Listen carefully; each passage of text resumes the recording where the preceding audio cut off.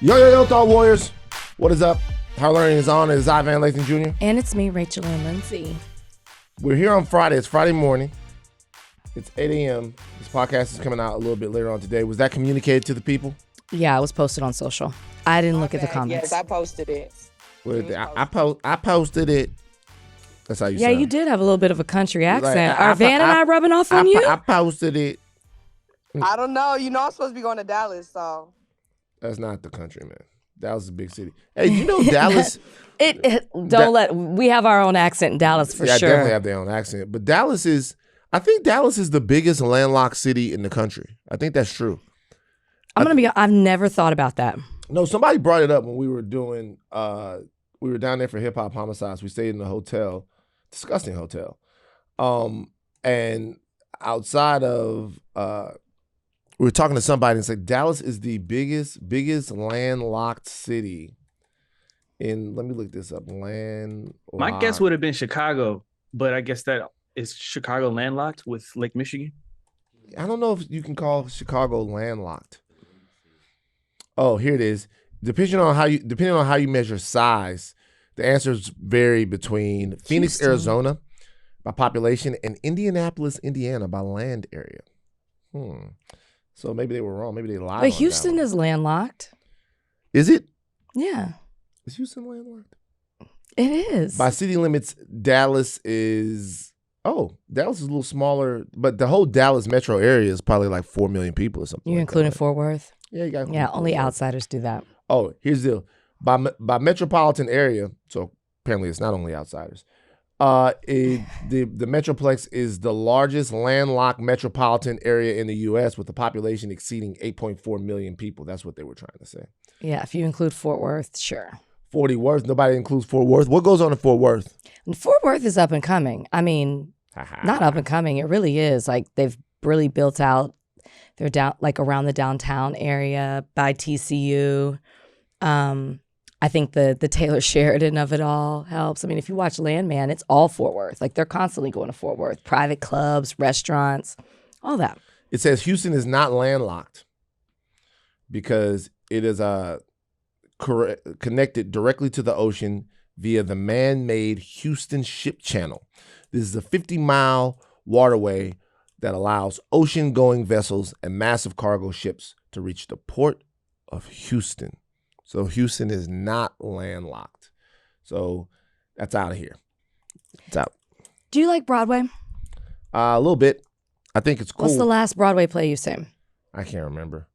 Okay. I saw 2 in 1 year. Are you a play person or when you more say the musicals? Broadway, do you mean plays on Broadway or do you mean like just, even here? Like at the Pantages and stuff like that? So like, I don't know. Are you a theater theater person? I saw Wicked there. I saw a couple of different things there. Yeah. Okay.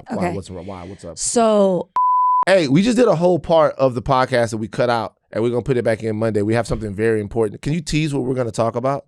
Like, can I tell you? I would just say Rachel just got me right because it's a very serious issue happening, and I was joking too much about it. So we're gonna have a larger conversation on Monday about what?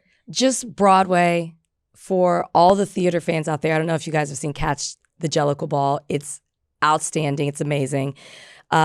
Spotlighted at the Tony Awards, won a lot of Tony Awards, and it was announced, it's extended through 2027. Everyone's excited. And then the announcement came out last week that actually the last show is August 7th. So not even a month left for you to go see it. A lot of people are talking about it, about why this show in particular, after being rewarded so much, is now going to be taken off Broadway. And it's just like a bigger issue of Broadway and theater and all of that. So anyways, we'll talk about it on Monday. They're being racist? I'm not going to jump there. We'll talk about it. Okay. I mean, if they're being racist, they're being racist. Who isn't being racist right now? Oh, man. Have you been eating lettuce? I have a lot of friends who are like, I've had a salad every day this week. They don't care. You ever seen that meme that's like, on my way to get the diarrhea salad so I can lose these last 15 pounds? It's insane. That's what everybody's saying. You been eating lettuce? I mean, yeah, not really. Like, I like a Little Jim salad. I recently figured out what a Little Jim, why they call it a Little Jim, because I didn't understand. Okay. So people would say, you'd see it be a Little Jim salad, and you'd be like, this was crisp and delightful. Like, why is it a Little Jim? I asked Kalika. And she goes, because a Little Jim is a different type of lettuce leaf. It's phenomenal. Mhm. But I have to say that like gastrointestinal distress is a huge deterrent to me in things overall. Like if Do you have issues? You have GI issues? not really, but if I do something and it makes me nauseous, I can never do it again. I remember the nauseousness.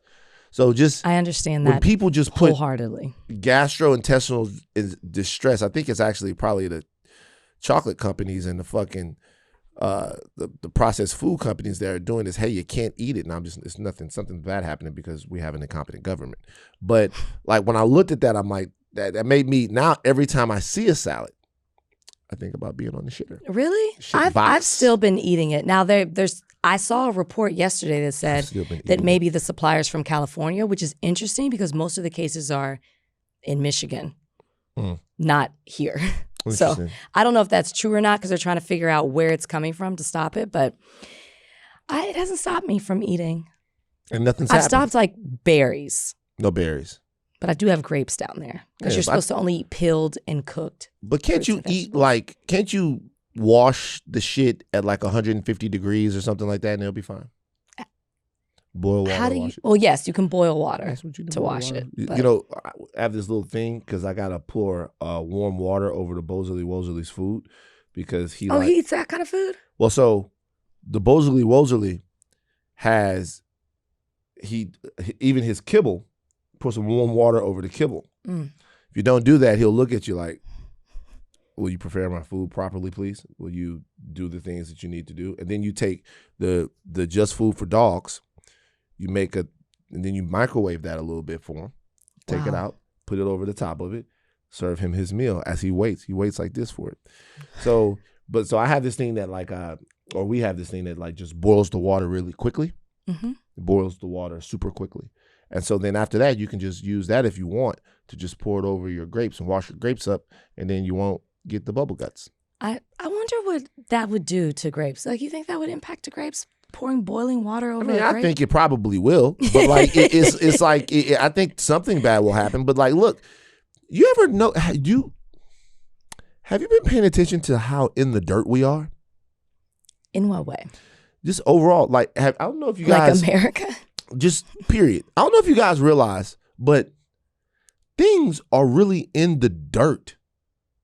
Like we talked about this a little bit before, but so no matter where you are, some fuck shit is going on in a major way though. Like if you're living in the New York area right now, you're breathing in smoke from Canadian fires.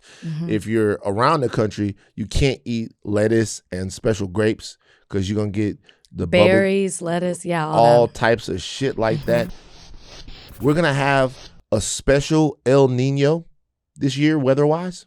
I know, but I feel like they've been saying that all year. Is it happening already? This Nino gonna be different.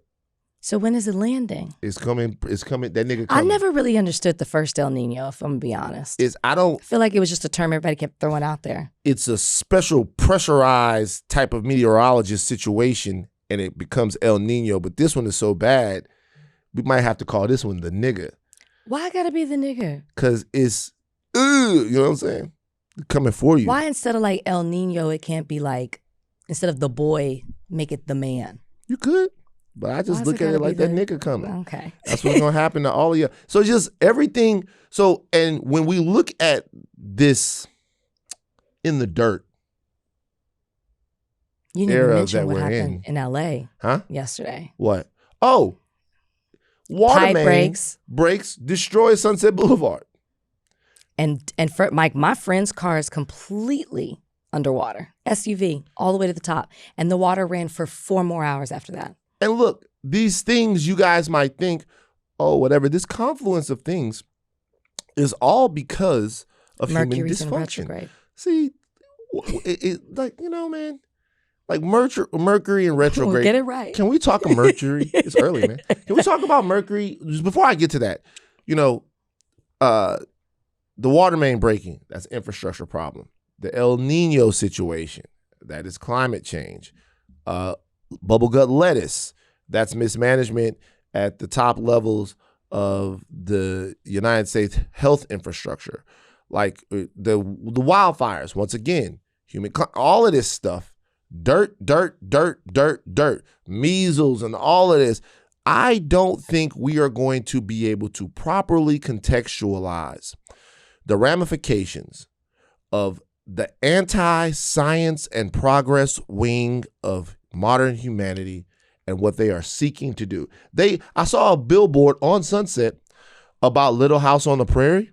Oh yeah, I saw that came back. They brought it back. Yeah, on Netflix. They brought Little House on the Prairie back. That's how they want shit. They want you guys driving around in a wagon, dying of cholera, worshiping the Lord. That's like that's what they really want. Like that is, I'm telling you right now, is legitimately people sitting around that truly believe that life was never better than it was in like 1875. People who have no idea what life was actually like back then. Revisionists, the good old days. You don't even know what it was like. By the way, just before we get off this, everyone is wrong about everything all the time. No one is right. Okay. I'm definitely not right. So Me don't neither. think that I'm right. Everyone is wrong. So it's a bunch of people like talking about how, they're going to bring back Little House on the Prairie and it's going to have all of this. Little House on the Prairie was woke as shit. They had Arnold's older brother, Todd Bridges, right? Oh, What was Arnold's older brother name again? that's right. But what was his name on the show? Willis? Willis. What you talking about, Willis? They had Willis on there talking like James Baldwin. Like, do you remember I this? did not watch Little House on the Prairie. Oh my God, I'm Willis sorry. was on there. It was like, am I a nigger? Like he looked around the class and he was asking questions about his identity as a black man. Michael Landon was shocked. Play the clip. Put the clip in so y'all know that Little House on the Prairie was looking around, like asking societal questions. He was like, hey, can I do this because I's a nigger? I's a nigger is what he was asking on the show. It's like, I'm not saying that the show was evolved, but I'm saying that the show dealt with all of these issues of being a good neighbor, having a family that was dealing with stuff. Were they colonizers? Yes. But the show was trying to dig into some shit. And now if you had the same thing that they did in the 70s or 80s or whatever it was that Little House was rocking, if you did the same thing right now, if you had a black kid in a school asking about his identity as a black person in this all-white world, they would swear that it was woke, but we've been doing this.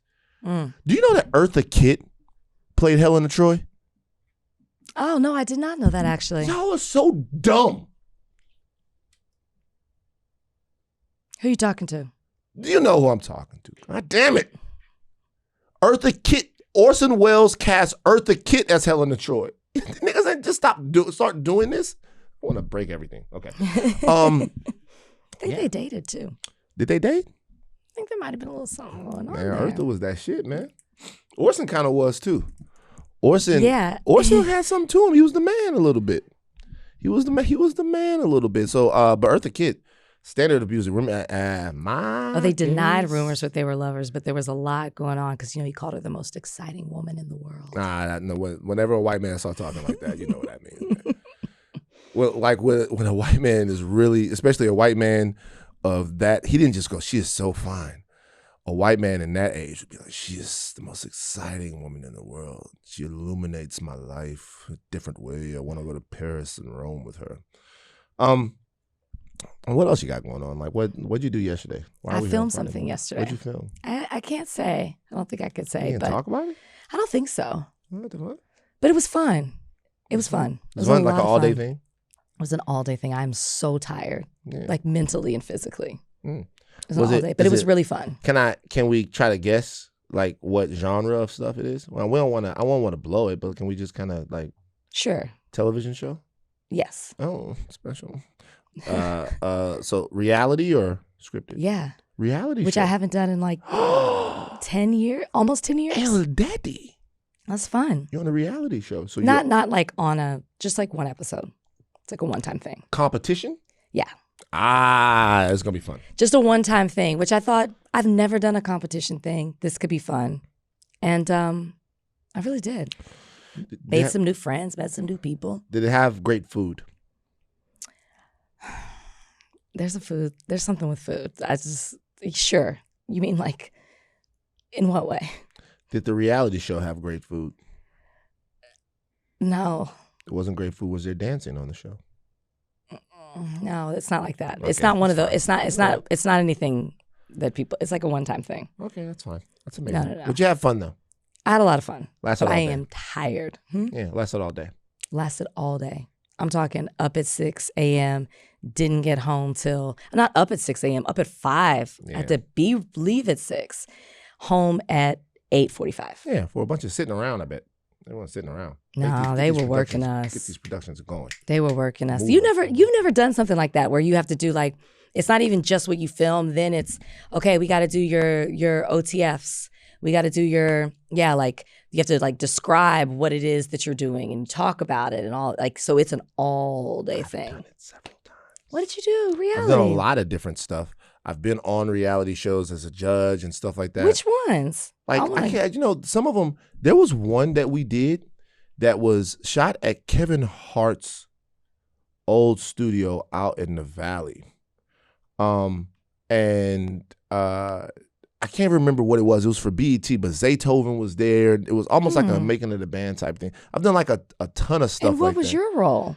I can't even remember now. I think like it's like legitimately, I've like obviously there was like the Revolt Bet on Black thing, which is an all day thing. Yeah, you did do that. Like I hosted Hip Hop Homicides, all of that stuff. But I wouldn't call that reality TV. It most certainly is. Hip Hop Homicides? Mm-hmm. I thought it was like a docuseries. It is a docuseries, but it has the tenets of it's a very well made show, by the way. No, it was. But it has the tenets of reality television because of the way that you interview people, the shots that you would have to get. Like our shoots would be all day, and then you'd have inserts. It's the same thing. Yeah, but like you're shooting a docuseries in like a reality format. Basically, you're shooting it as a reality show, but it's a docuseries. If it was a straight up news magazine show, then it'd just be me coming out like, I'm Van Lathan, and on this episode of Unsolved Hip Hop Mysteries, and it would just be me to the thing. Yeah, I understand what you mean, but if you do one of these, it's like talk in present tense about like describe what was happening in this moment, and like you're doing stuff, and then like you're talking about it, and then you're talking about like conversations you're having. I would love to actually see you on a reality show. Nah, I'm not Which into one? it. If you had to pick one, No. No, let's just do this. Come on. If it was we'll take love out of it because you've already found that. But if it's like competition show. Would it be a lifestyle show? Like if you had to pick one reality show to be on, what would it be? I would like to be on Play a the game. show where you take a house and then make it cool. Okay. Flip my house. Yeah. I like those types of houses because I would like to talk to the people. I would like to talk to the people that are flipping the houses and all that stuff like that. Like, yo, I wish that there was one where the people didn't have to be nice. There's a clip. There's a funny clip. I don't watch those shows, but there's a funny clip of a woman. You've seen it? Brilliant. You've Where they seen it? redid it and she didn't like it? She said, It's a black woman. A white woman is like showing her the reveal, and she is looking around. Like her husband is like, okay, relax. It was hideous. It wasn't good to me. They were like, she wanted a Prince theme. And then some kind of way they fucked. But that's the type of shit I like. I would like to do that on purpose to people. I would like to give people their dream houses, and then like when they come back, it's fucking terrible. And just like watch the reactions. It's funny to me, like punk people in that way. But it's so expensive to do that. Like that show would have to be, you'd have to remake the whole house and then like whatever. It's very expensive. But I'm kind of off reality shows though. Did you ever really watch them? They used to be interesting in a way. You're not a reality show person. They used to be interesting. That's in a more way. my world. But it's a deal. TMZ was kind of a reality show.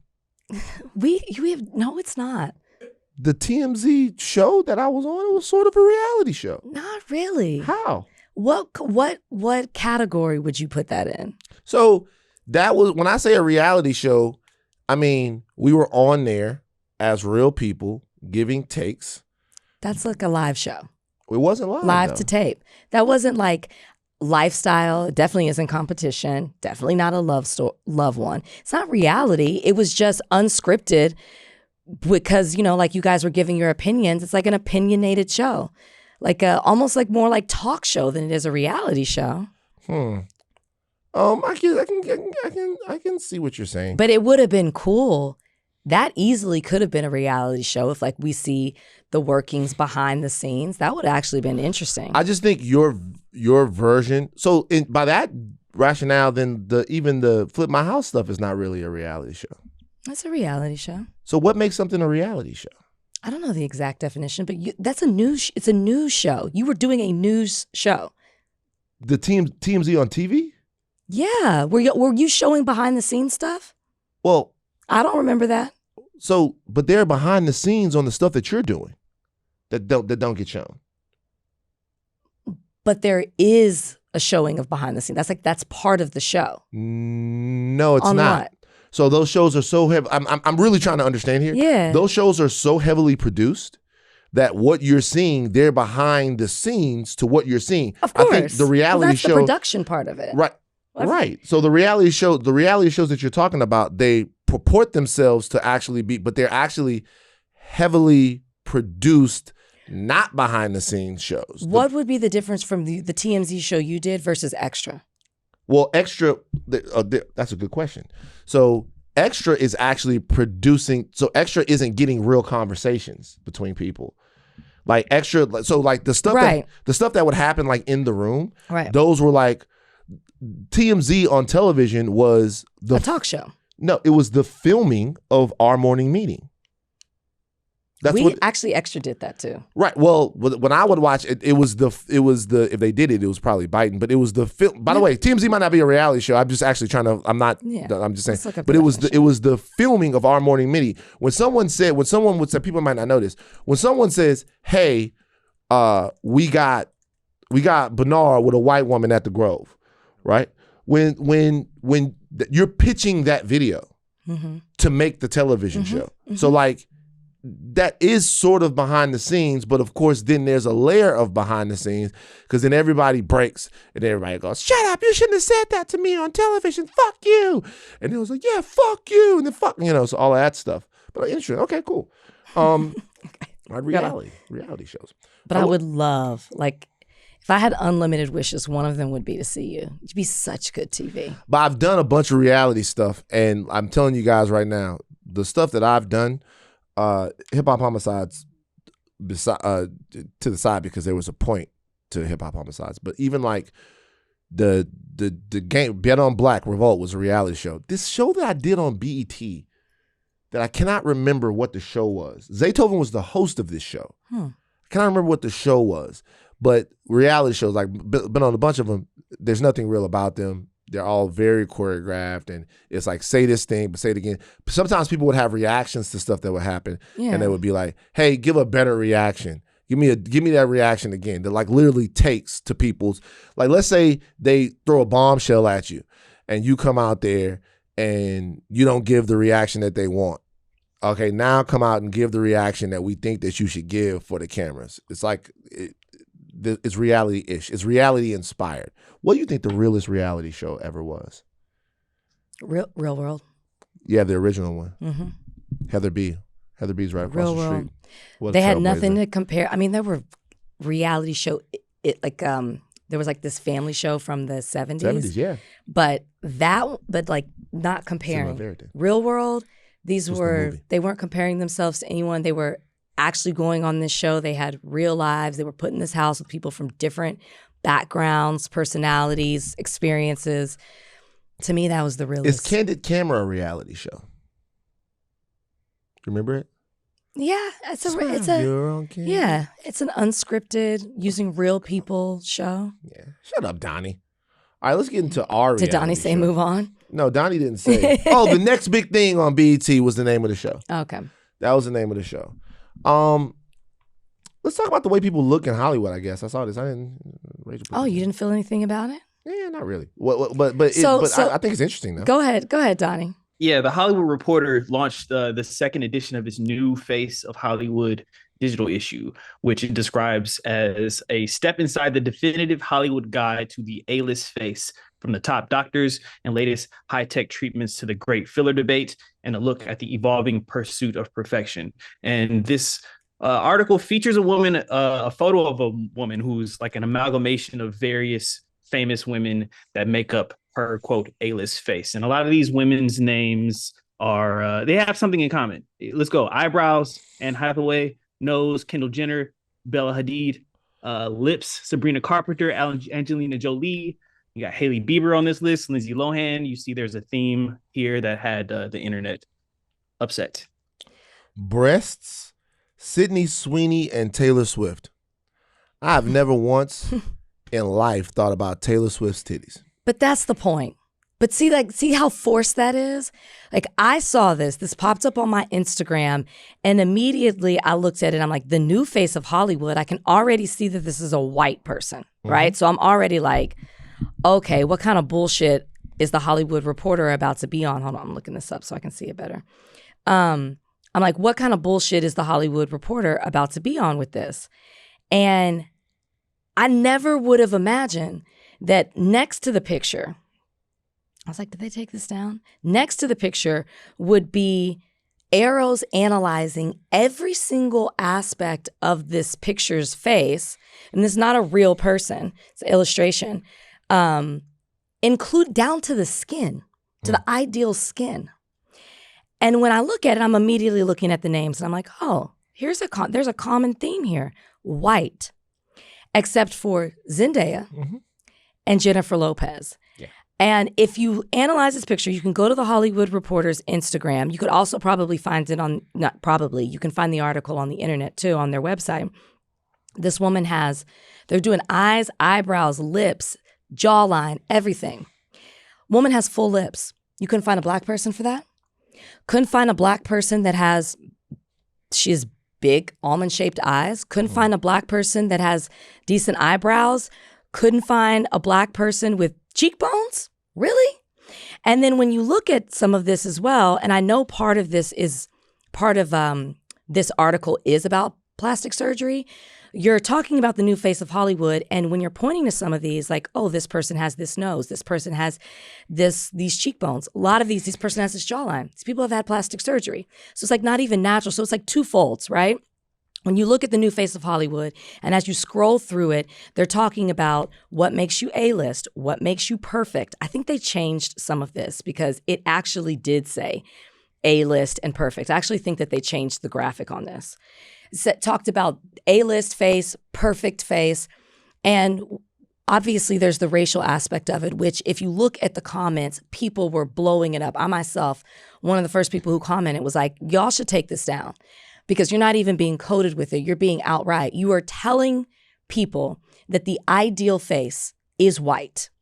And then you wonder why black women, brown women, or Latina women, I should say, Asian women, Indian women have these either insecurities or have these conversations like we're having right now about how we feel and how you're telling us it immediately made me think of the video from, 50s and 60s, where the little black girl, they're doing the experiment and the little black girl looks at the black doll and she calls it ugly. And that's how she sees herself. And here we are in 2026 and you are telling us again that our features aren't beautiful.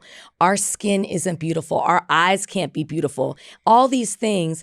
And we're just supposed to take it and accept it. And then the other part of it is now you're also promoting what everybody should look like or what the ideal thing is. So you're talking about these beauty standards and you're telling everybody, one, I guess, that they should look the same, or that you're promoting plastic surgery. You're promoting all these things rather than promoting natural beauty and telling people to accept who they are. I'm not saying you can't get work done. I'm just saying, one, you're telling people, hey, you can alter it, but when you do alter it white.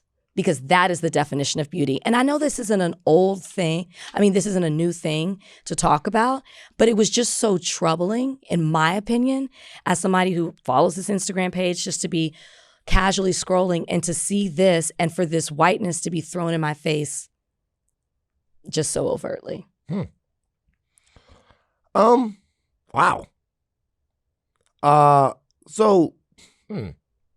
I mean, like the beauty industry is a real thing. Yeah. And it's, I mean, like I'm into beauty and wellness and all of that. And not like this makes me insecure in any way, but I just kept thinking of like what young girl is scrolling past this and again doesn't see her beauty as something that could be defined as herself as defined as something that's beautiful. Her beauty isn't represented. Her features aren't considered it, even though Black women's lips look like this, eyes look like this, eyebrows, jawline, all of that. And you couldn't find one Black person, Zendaya's mixed, you can find one monoracial Black person to define as beautiful or to use their features as a beauty standard. You couldn't find an Asian woman. You couldn't find an Indian woman. Like, and then you use Jennifer Lopez and Julianne Moore as the skin. Like, what is this?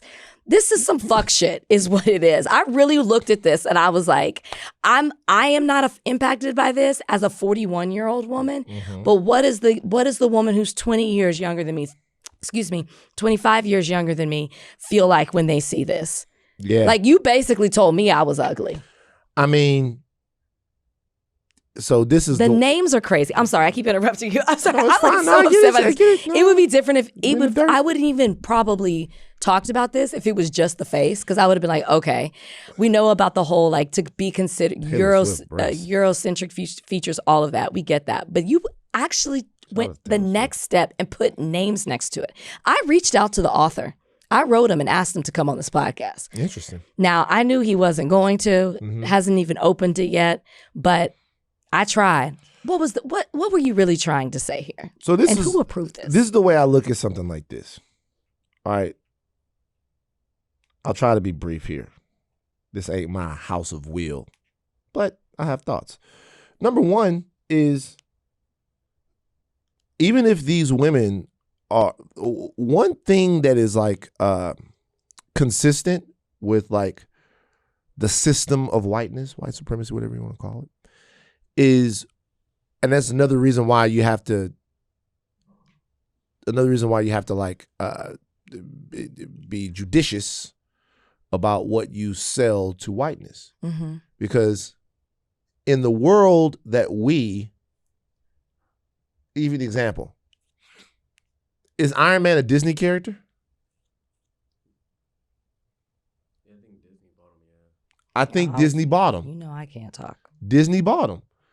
Iron Man is created in the 70s by Marvel, right?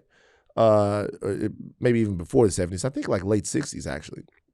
Stan Lee, whatever. Marvel is its own company. Well, once Disney buys Marvel, Iron Man's a Disney character. Yeah. Iron Man's a Disney legend. Black Panther is a Disney character. Whatever you buy, you own.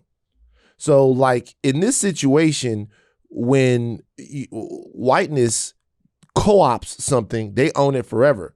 So once they can pump their lips up, them is their lips. Them lips go from being Lupita's lips or my mama's lips to being Angelina Jolie's lips. I think hers are natural, yeah. Right?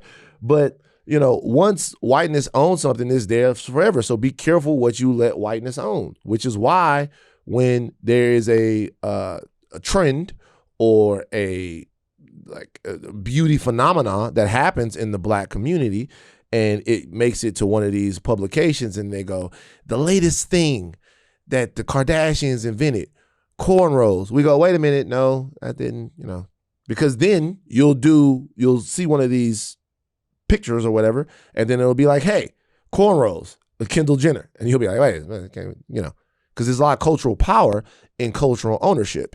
Like it has to do with like identifying something with someone also speaks to the ingenuity of that group. All of that to say that like this is what happens. These looks, these things get colonized and they become a part of this perfect white woman. But when these white women go into these places, that's what they ask for. They ask for the lips of Sabrina Carpenter. They don't know that the lips of Sabrina Carpenter might actually be the lips of somebody. This is what they ask for. Like there's nothing here that's really a lie. The actual lie is that we should in any way adhere to this beauty standard. Mm-hmm. That's the lie that we're going to continuously bump up against every single generation. The lie here to me, from the outside looking in, I don't have to be concerned with this. I got big ass black man lips and a big nose and nothing will change. But the lie, I'm not under those types of pressures. So the lie to me is that this even matters. And it matters I'm not saying what you're saying is not true. It matters to a degree, right? Because this is such a mass media, and we should ask them and want them to be better. But how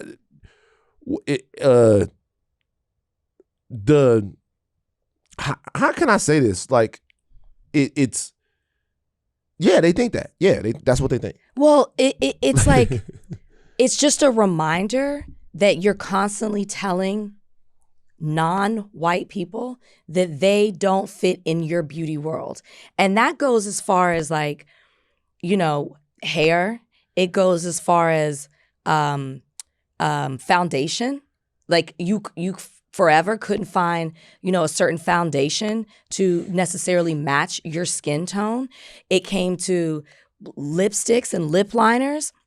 It came to even as simple as like Band-Aids. You couldn't find the correct flesh tone. And that isn't necessarily just to women, but it's like the point of you were constantly telling us we don't fit in your beauty world. That's why when you have content creators who are not white and who give you tips about using makeup and what products to use and that this is for you and like check out this person or use this type of thing. That's why I'm a faithful Fenty user. I've never seen anybody, I don't really wear makeup on this podcast, but I've never seen a foundation match my skin tone. That's why I loved what Rihanna did, because she really took the time to do undertones, not just like, oh, that's your color. It's what's the undertone of your color. And then there's 3 different foundations within that. Are you warm? Are you cool? Is it neutral? And I've never had it so easy at a makeup store to find something that fits me. I feel seen. I feel included. It makes me feel like I fit in the beauty world. And when you see an article like this, which we know in the past what it's been, I'm not saying it doesn't exist in 2026, but I see this and you're here again telling me you don't fit in this beauty world. It does upset me, but it doesn't upset me for me, like I said, at my age. It upsets me for young girls who don't see themselves reflected. Like, I remember being a young girl and seeing the first Miss USA being black. Like, the representation matters, you know, like for whoever watched The Bachelorette, they might be like, oh, wow, a black woman can't find love on TV, or, you know, whatever it may be. You just see yourself excluded from these things that are so a part of, I don't know, being a lady. It's upsetting. I get it. Though I look at it from just strictly power.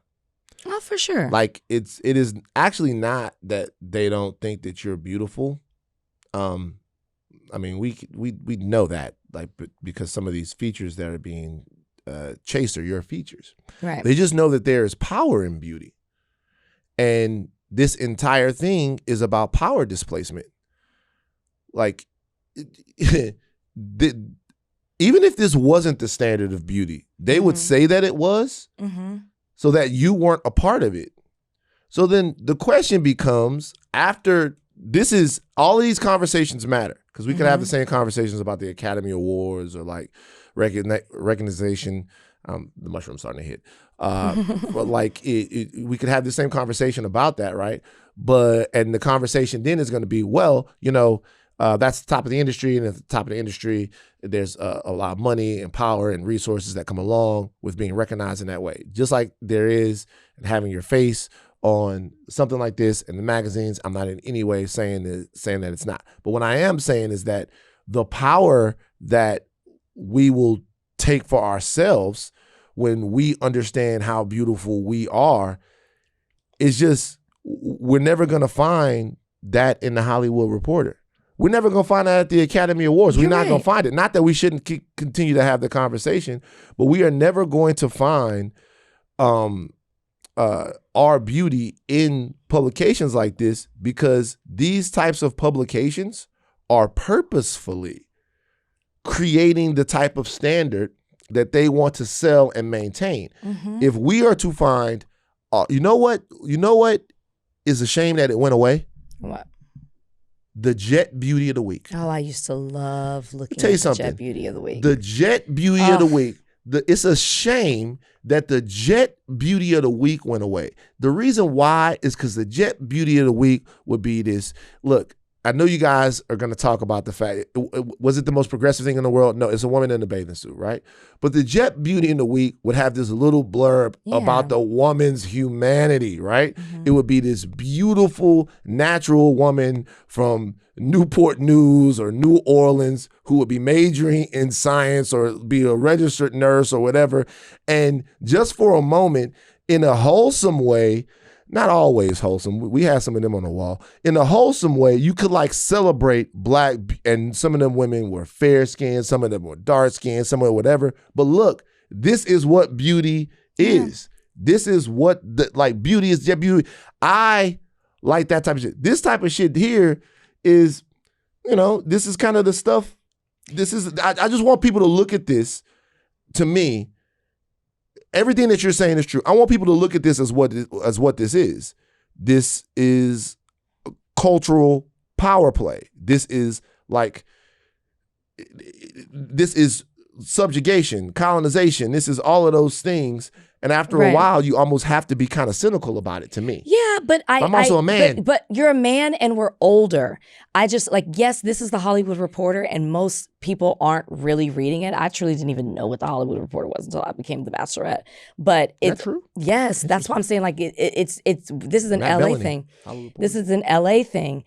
More so people maybe, I was a girl, Dallas, Texas. I didn't really know about it. But the point I guess I'm making is this school of thought then gets implemented into your movies, your television, your makeup, your beauty, your content creation, social media, all of that. When, we know when we do it, it's ghetto. When we do what? Our bodies, your big butts, your hips, your lips, that's not the ideal thing. But then when they do it, it's okay, right? It's not looked at as the same way. It's a lot, their curviness, right? Even though they have to maybe add something, not all of them, but just, I'm generalizing here, have to add. They're not built like us, and that's okay. But when they do it, it's fine. When we do it, it's look at that. There's a negative, it's stigmatized. When we do what? It's not when we do it, but the way our natural bodies, yes, are stigmatized in that way. And then just last thing I'll say, because I'm just going to keep repeating myself because it bothers me. Again, not for me, for other people, younger kids coming up and not seeing themselves is the last thing. I think the thing that got to me the most as they were defining, putting a name on each feature was the skin. You literally are, this is so colorism. Not even just the fact that no monoracial black woman is represented, but also you put skin and you put Jennifer Lopez and you put Julianne Moore. Tell us that our skin is hideous without telling us this. Tell us how dark skin, brown skin is not beautiful because this is what's ideal. The color it's crazy. All right, I'm gonna move on. We do. I could go a whole hour on you making the distinction in here about no monoracial black women. I could go an hour on that, but I choose not to. I knew when I saw Zendaya on here, I laughed. I thought about you. I choose not to because every time I say it, I'm obsessed. But I'm speaking for the little black girls. How about that? And I've been speaking for them, and you guys don't want to hear from me. Now, you know what? I apologize to Krausman. That was I told you so. And I should not be doing that. But yeah, fuck it. Let's do our own. You know what? How about this? We should. Let's put our money where our mouth is here on Higher Learning. Let's do our own version of this face, but for us. What's the A-list face for us? Okay? Whose lips, whose freckles, whose forehead. We're going to put Rachel's forehead. It's not ideal. Some people say that it is. It's not. I read an article about big foreheads. Weird. I'm going to send you this article. I'm shocked you didn't. I read an article that talked about the actual people that forehead size. We think that it's a smaller forehead is actually less beautiful than a slightly larger forehead. Too small. Wait, I saw somebody on Twitter say, man, Rachel's shitting on y'all with a big forehead and a gap. It's tough. And that made me laugh. That made me laugh. I have both. Oh, by the way, just to let you know, so people know, this list, you said this. This is what plastic surgeons are saying, right? This list, the centerpiece is THR's annual list of the top cosmetic doctors and aesthetic gurus in America, New York and LA. This year's 49 top surgeons, dermatologists, dentists, and whatever. So these are all these people and what they say. The only reason why I say that is because the context there is kind of important because it's directly commodified then. It's like legitimately a capitalist power play just from that regard in and of itself. So if they're just talking about what those guys are saying, then those guys have a certain cultural purview. It's all culture. Yeah, that's why if you want something done, go to Dr. Truesdale. Go to Dr. Truesdale. Truesdale Estates? No. Dr. Truesdale here in LA. Amazing. Incredible. I can't speak of his work enough. That's who you need to go to because you know what he's not going to do? Read you off this list. He's going to listen to you and see what you want. And he's going to understand your face and your features. All right, let's talk about KevOnStage again. KevOnStage might be one of the most important prophets for modern Christianity that we have. KevOnStage asks the questions and the Black Christian community answers. Donnie? Yeah, he's trending after a months old clip from his Here's the Thing podcast with co-host That Chick Angel. It resurfaced and it sparked some online debate. Now, this video clip is a little on the longer side, but we'll play a little bit of it. I'm gonna let you talk, Angel, but while we're here, I don't think gay people is living in sin. I feel like they are, if they just living with their gayness, right? That is how they are attracted to people. I don't think it separates them from God's love. Agree or disagree. Also, I ain't been paying my tithes. Ain't been paying. At all? In a good amount of years. Not even Easter? You got to give into the kingdom, Kevin. I give offering. I put it on. But straight 10% of my income. No. I mean, when I stream, I put it on Easter because the QR came up. Let's talk about it. If you're gonna drag me, get me for everything. I give a lot.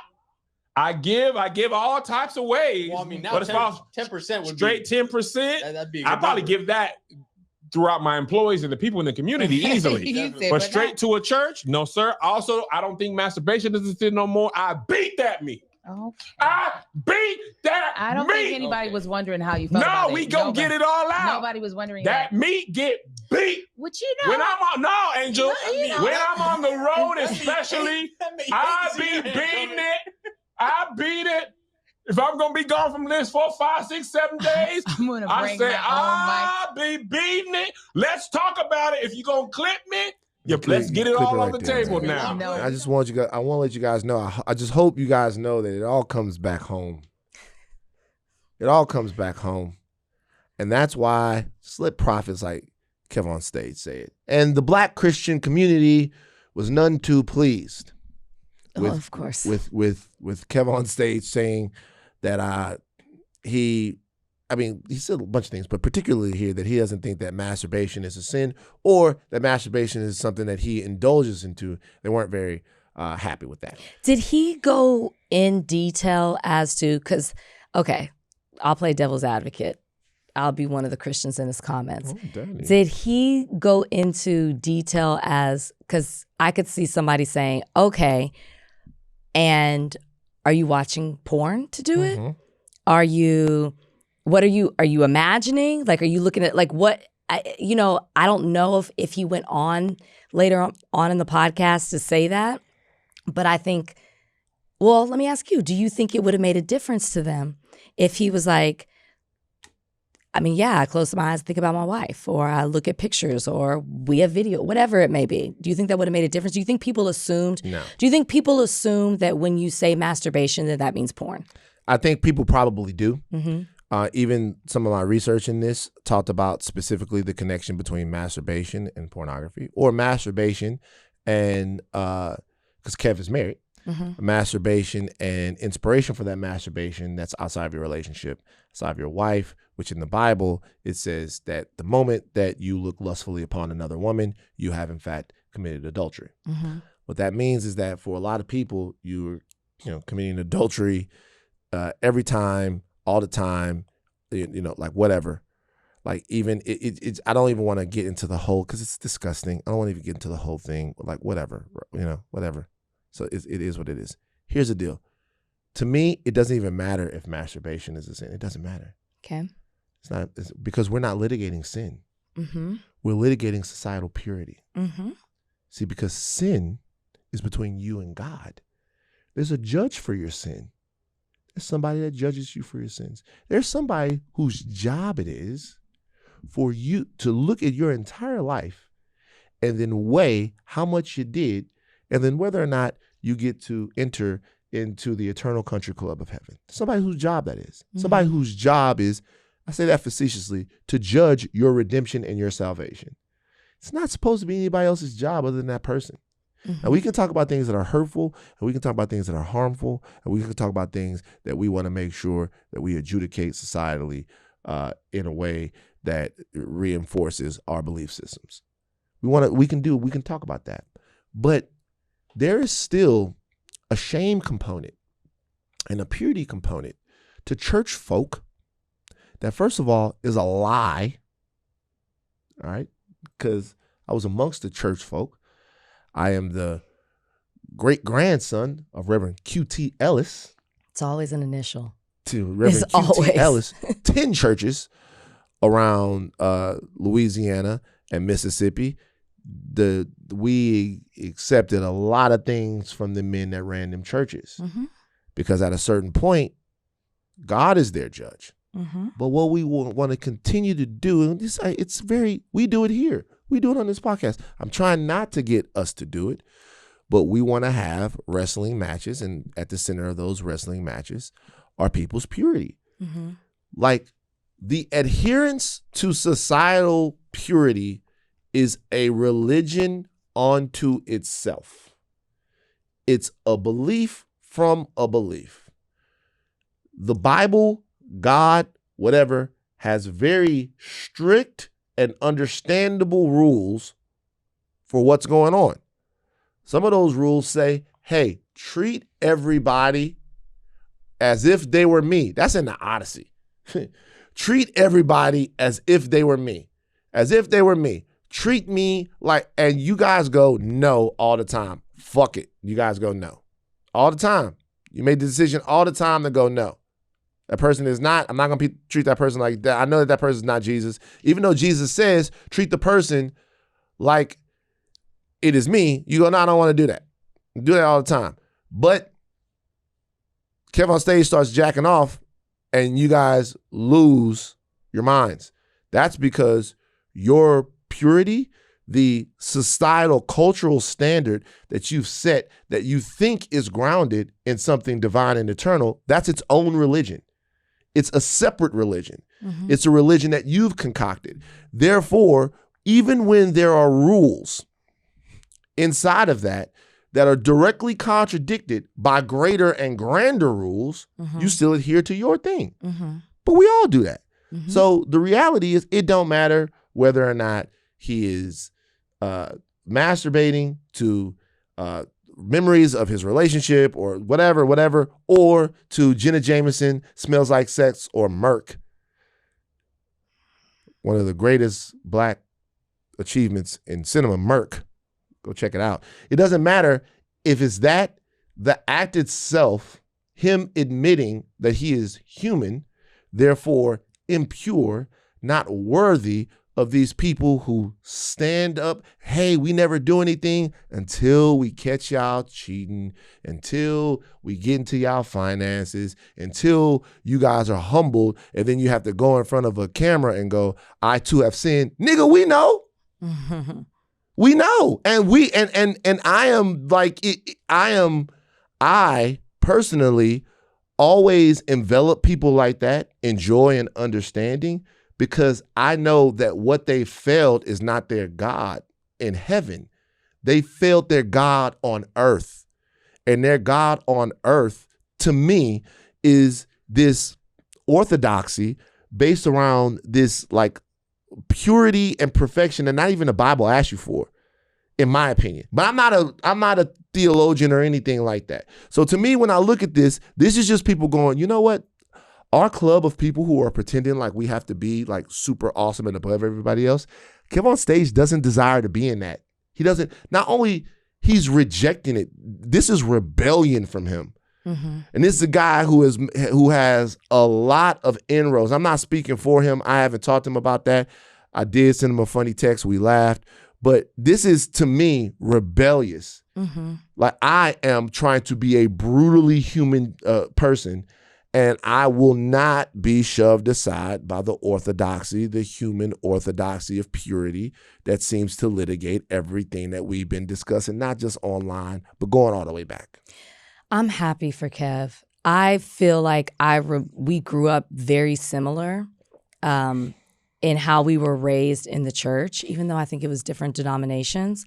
And when I saw this clip, it made me smile because I can tell how liberated he feels and how freeing it is to actually just say it and not keep it within because you fear what some of your followers, which he does have a huge, Christian following. That's how he built his platform. What maybe your parents may say, what maybe some of your other family members may say, what maybe some of your churchgoers may say. It's a real burden that heavily weighs on you when you feel one thing and you want to express it, but you feel maybe confined or burdened by what you grew up in for such a long time, and you don't want to disappoint the people that you love, but at the same time you feel conflicted because you don't feel like what they're holding you to is the correct thing. And so when I saw this, it made me think of, and it's crazy, like, I don't know how old he is, but it's like at this age, he's starting to, now I wouldn't say he's starting to necessarily have the revelation, but he's starting to speak out on it. And I remember how long it took for me to be honest with certain things that I wasn't even comfortable with in my 30s saying out loud for fear for my parents. When we started on this podcast, or just not parents, all the things that I mentioned that I know that probably Kev thinks about too. When we started this podcast, I was afraid to curse on the podcast. I remember your dad admonished me as a 40-year-old man about cursing. Yes. So you get where I'm coming from. Like it's a tip of the iceberg of what I grew up in. But I remember when I was writing my book and I wanted to talk about growing up in purity culture and how problematic I truly feel that is. And I, for the first time out loud, obviously I was not a virgin, but it was the first time out loud that I said it. And I was so scared to put that in the book in my 30s when I'm clearly not. I was living with somebody at the time, like my ex, and we weren't married, but I was so afraid, or when I was writing the book, we weren't married, to put that in there because when you grow up in it, you still feel the pressure. So I get happy when I see this because I think there's two schools of thought when it comes to Christianity. One is somebody like KevOnStage or who's come to that place, or me, or even my pastor of my church. I'll never forget when he talked about, one, he's talked about sex before marriage, having it. Two, when he talked about his porn addiction. And the elders were pissed. Mm-hmm. And I remember even having this conversation with, people within the church, with my parents, and I was like, I love that. I think that when you see somebody talk about what they struggle with, it makes you takes the pressure off of you of feeling like having to achieve this impossible standard, of living up to something that feels very impossible because as the Bible teaches you, you are imperfect, yet you are beating perfection into me, which, you like that? Beating. Which is impossible. And I think so there's a group of people who are like me or Kev who want that honesty, want to feel like, oh, it's relatable. I can make a mistake. That's between me and God. Yeah. I'm using air quotes. That's between me and God. And it doesn't change the fact that I still can't lead this church. It doesn't make me, or I'm not, it doesn't take away my Christianity or what I believe in because I did something that the Bible, I had a sin, I was sinful, or I was imperfect, which the Bible says that we are. And then I think there's the other school of thought that where the burden comes from, who's like, don't talk about that. We don't say that out loud. Because if you say that, then it allows people to feel like they can just go out and do whatever they want. I just think that that's so problematic. So all that to say, when I see this, I'm like, we need more of this. Because to your point, it's happening. I told you, I grew up in a church, not the same pastor I just talked about. I grew up in a church when I was smaller with a pastor who impregnated one of the congregants while married, had the baby. So it's like, but you're telling us this. You know what I mean? Like, we all make mistakes, and it's okay to talk about those mistakes. It doesn't make you unchristian. Man, everything you're saying is gospel, but I'll say this. KevOnStage just celebrated his masturbation. Yeah. So he didn't, the reason why I call this rebellion from him is because KevOnStage didn't say, hey guys, I'm going to admit, sometimes I masturbate and it's something that I struggle with, and let's do a whole KevOnStage episode about masturbation and its hold on me. It holds me, and honestly, I hold it. That's not what he did. He says he is gone and he jerks off. And he likes it. He doesn't think it's a sin. And he has fun with it. Yeah, he doesn't. That is a direct challenge to the people who would think and say that that type of thing is sinful, lewd, or wrong. He didn't just look at what masturbation came with in that scenario. That is a personal act that, to be honest with you, like any other thing that's personal, is something that should be a part of a healthy routine. You don't want to do anything unhealthily, but look at what that came in. Look at what that came in. Look at what that came with. It came with challenging the church on their standard and their treatment of gay people, LGBTQ plus people, challenging them on that. Challenging them from a humanistic standpoint.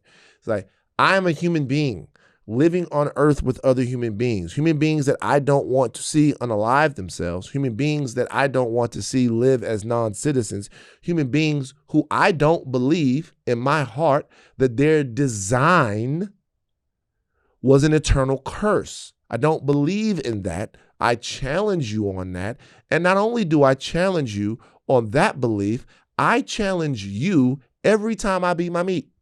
Every time I beat my meat, I challenge you. And so I'm coming back and saying, yes, I do it.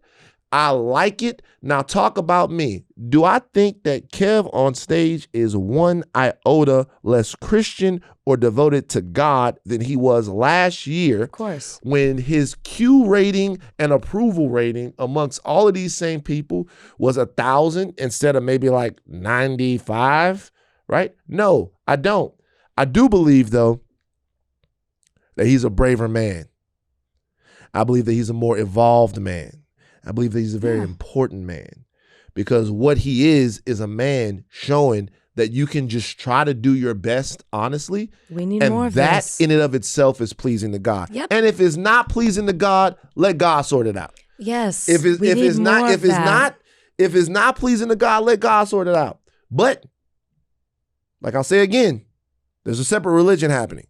And that religion is here. It's not up there, it's here. But as he also said, don't follow me. Like, people are like I'm not telling you to follow me and do what I do. Also, like, it's just so hypocritical of like the whole, or maybe I'm demanding you. No, he said, don't follow me like that. Or no, maybe not on social media. Just like, he's just saying, don't follow and model your life after what I'm doing. And it's the hypocrisy of like, you guys holding him to this perfect standard when we are, the very thing that you're saying is telling him to act a certain way also says that we are imperfect.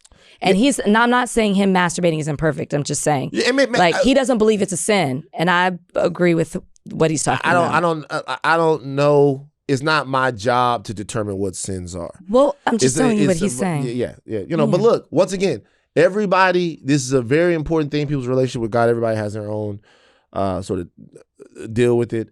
But shout out to that chick, Angel, as well, who is with Kev on the Here's the Thing podcast. Delta? Mm-hmm. Delta situation right there. Mm-hmm. Have you, speaking of rifts, have you resolved your rift with Alpha Kappa Alpha? Every time I talk to a AKA, they got bad words for you. They don't like you. Anytime I walk into the room, I say, any AKAs here? I'd like to speak to them first. Any AKAs here? You calling for smoke? Yeah. I saw Yvette Nicole Brown yesterday. You want smoke? And she was like, Rachel? She always is playful about it, though. Yeah. She gets it. She gets it. But you want smoke from them? No, I just like to deal with things head on. Wow. We got any AKAs? Want to talk about it? All right. But you know what? No, I told you so. Krausman. If you got cobwebs in the head, Krausman's your man. I was about to make up a jingle for Dr. You're Krausman. welcome. Greatest gift I could give you. Yeah, it is. It's Krausman. Kill the ego. Krausman. Because I could have. Okay. Baton Rouge in the crosshairs, man. God damn it. Donnie? Yeah, Boosie, who earlier this year was sentenced to 3 years of supervised release for a federal gun charge, reportedly paid two far-right operatives, Jacob Wall and Jack Berkman, $600,000 to secure a presidential pardon that never happened. His contract reportedly included a $300,000 refund clause if no pardon came through by January 31st of this year. And on New Year's Day, so a month before that, the pair told Boosie's lawyer that Trump had signed the pardon. But when his team checked with prosecutors and the White House, no one had any record of it. A White House aide said that they had never actually seen an application. And so Boosie is currently in arbitration to recover that $300,000. Right. So it looks like this all went because he filed the paperwork. And so he's trying to get the $300,000 back. Man, let me tell you something. So they told Boosie that all of these people were down with him getting this back. There was also no paperwork. What paperwork? They told him that they had submitted an application. No. I'm talking about the paperwork. Was there paperwork between Boosie and whoever these people were? I don't know. He just paid. Well, there seems to be some sort of contract. It says, there's a contract. Sorry. Right. So there's a contract. That's all I was talking about with paperwork. So they just told him that. So at the very least, the way they looked at it, they made him for about $300,000. Yeah.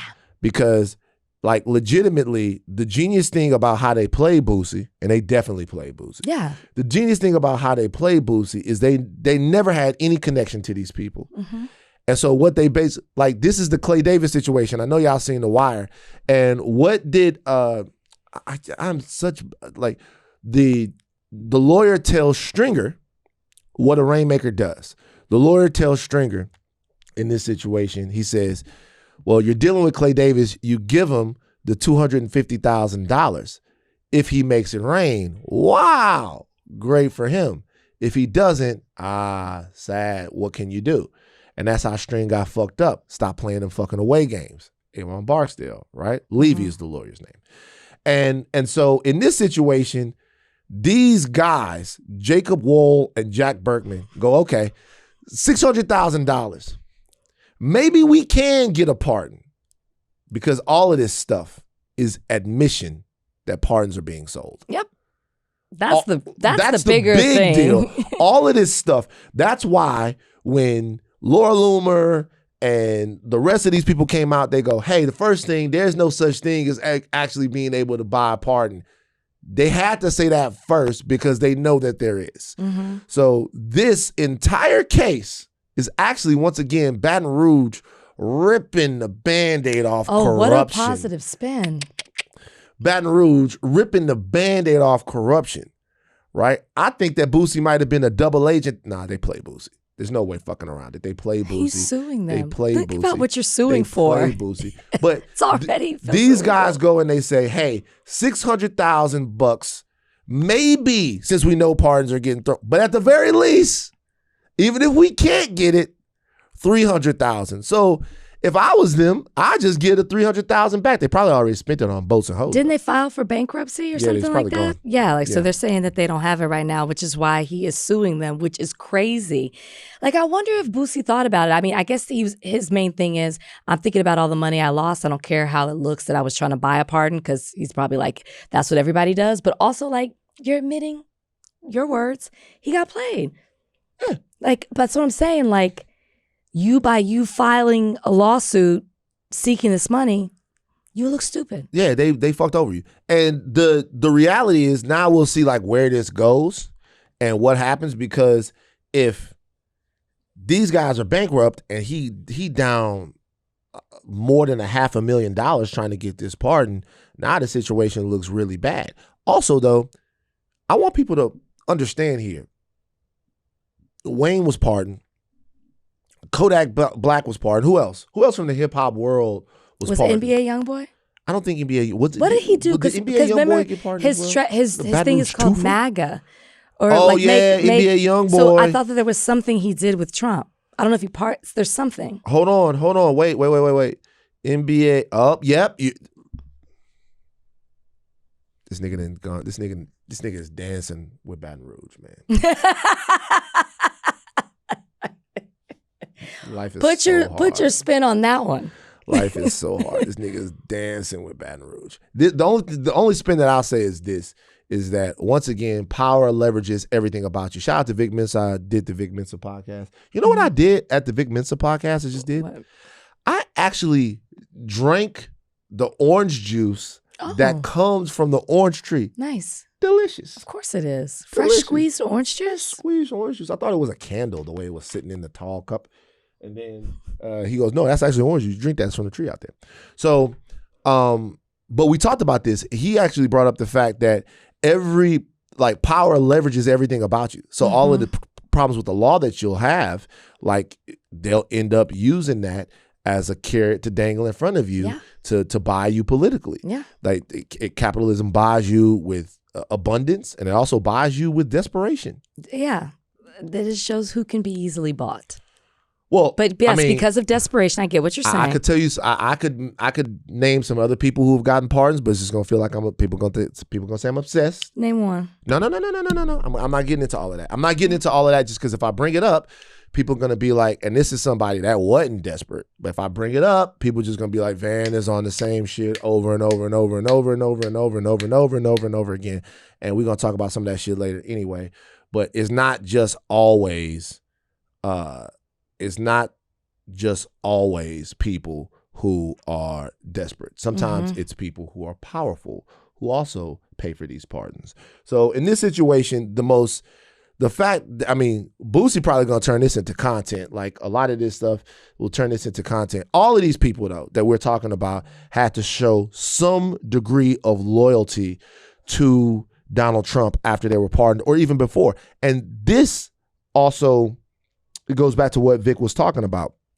A lot of our brothers in hip hop, have legal problems.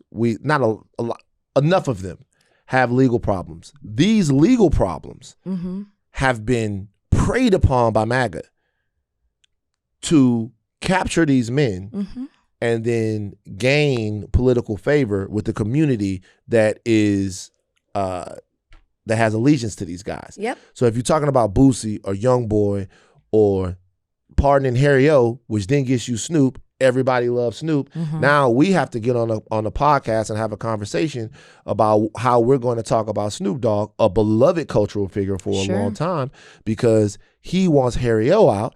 The Trump administration delivers on that. And because the Trump administration delivers on that, now we have to recontextualize and have conversations about Snoop.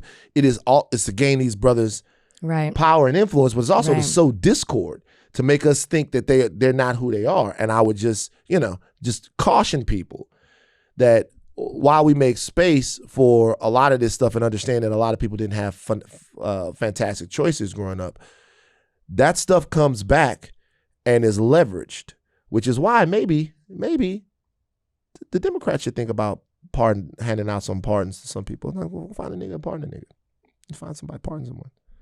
What if they pardon Diddy? Okay. I mean, look, I'm just saying. I get what you're saying, though. Like in this situation, there's the small thing, which is Boosie got beat out by money from these guys. There's the thing that's under that, which is that people are definitely paying operatives around the Trump administration, which I'm sure has probably gone on for a long time, for access to get pardons. Pardons are being sold. And then on the last part of it is some of our vulnerability in the criminal justice system is being leveraged not just for direct monetary payments, but also for political expedience of, I'm saying all this stuff wrong.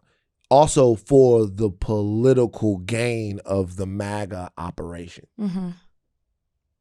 Last thing, which undergirds the fact that this type of stuff is always commodified.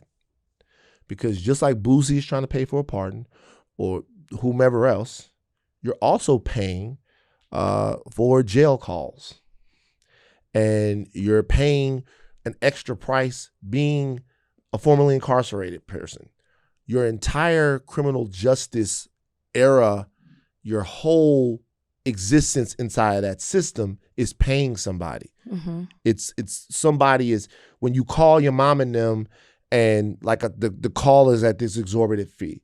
When Armark goes into a prison and makes money feeding the incarcerated people, right? All of this stuff is used to extract money out of what is typically an under-resourced community. So we can have a big, larger conversation just about the toll that you pay for being criminalized in America. Now, none of this nigga's a millionaire. Mm-hmm. So none of this has to do with this, but it is kind of like a mascot for it. But also, Boosie, you need to do better. Like, cause like they playing with you. They playing with you. If this was anywhere else, he would not allow himself to be played with. Like, don't let them play with you. They playing with you. These people are obviously playing with you. Don't let them play with you. Like he don't let people play with him. I can tell you that for sure. So don't let these people play with you either. Why we let them play with us? Everybody lets them play with us. Like, why we let them play with us? He said it. He was desperate. Yeah. Okay. Well, I mean, And he clearly trusted them. For some reason, he thought, I trust them. They won't fuck me over. 600,000. That's crazy. At least he's doing well, man. It's hard for me to. I'll just be honest with y'all, man. I like to see niggas from Baton Rouge do good, bro. Those are the guys that I like to see them do good. I do. Well, why would you not? I like to see niggas from Baton Rouge. But you just gave a couple examples where they might not be. It's like, I love seeing people from Baton Rouge shine, man. But God damn it, they got us. They got us twice. Okay. Can I play a piece of video for you guys? I got two pieces of video to play for you guys. Yeah. We're going to talk about the horrible ICE shootings. But before we do, I want to talk about a piece of video. Donnie, can you play the video with Bleek and Mouse? I cut a part of it. Did y'all have it in there? I want to... Ooh, somebody's singing a Negro spiritual back there?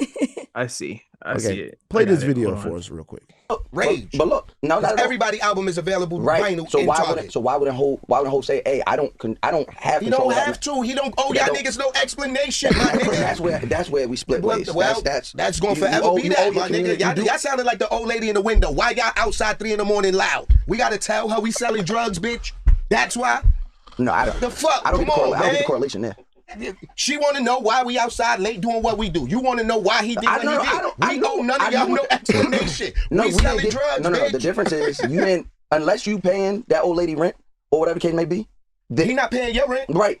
We, the community at large, support Hov. The community at large support Hov. You're not paying his rent. Again, the community at large supported Hov. Hov gets the way that because the community supported him. First of all, the community know about money right now because of Hov. That, to me, was really illuminating. Why? No, seriously, like super duper illuminating. Because you have to acknowledge in a back and forth when you're talking to somebody who you just fundamentally see the world differently than. Mm-hmm. Because that way you can put that issue to the side and see if there's anything else that y'all can work with together. I just know that there are certain things that are fundamental. Like, for example, he's talking about a lyric in the record where it's like, bitch, we selling drugs, right? Well, when I was 16 or 17, I'm like, oh, they're out there trying to get it. Their endeavor at that particular point, I mean, I don't come from a community where I saw too many younger men, even if they was selling drugs, talk to the older women in their community and call them bitches. I think that's just rap record shit.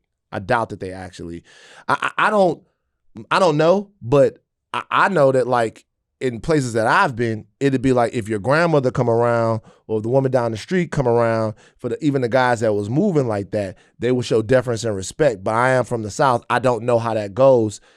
I would assume that that's just rap record bravado. Not everything you hear in these rap records is actually real. So I would assume that that's, hey, bitch, we selling drugs. It's just like hey, we're going to do whatever we want to do. It's an avatar intellectually for we going to do whatever we want to do, and there's nothing that you can do to stop us. Mm-hmm. So forget about the actual what was actually being said there, right? Because we older now, we hear these lyrics different. It's not even, they was younger when they wrote them. That woman's trying to sleep. So you don't even have enough respect for her to sell your drugs in silence.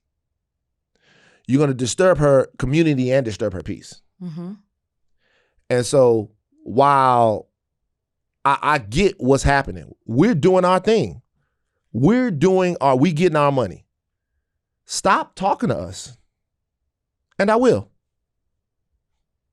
We're getting our money. We're doing our thing. We're out here, bitch, we selling drugs. Stop talking to us. Stop talking to us. That's what we're doing. This thing that we're doing money. We don't give a fuck how it affects you. We don't give a fuck if you're trying to sleep to wake up and go to work in the next morning. We don't care. Mm-hmm. Bitch, we selling drugs. Mm-hmm. Okay. We don't have to beef about that.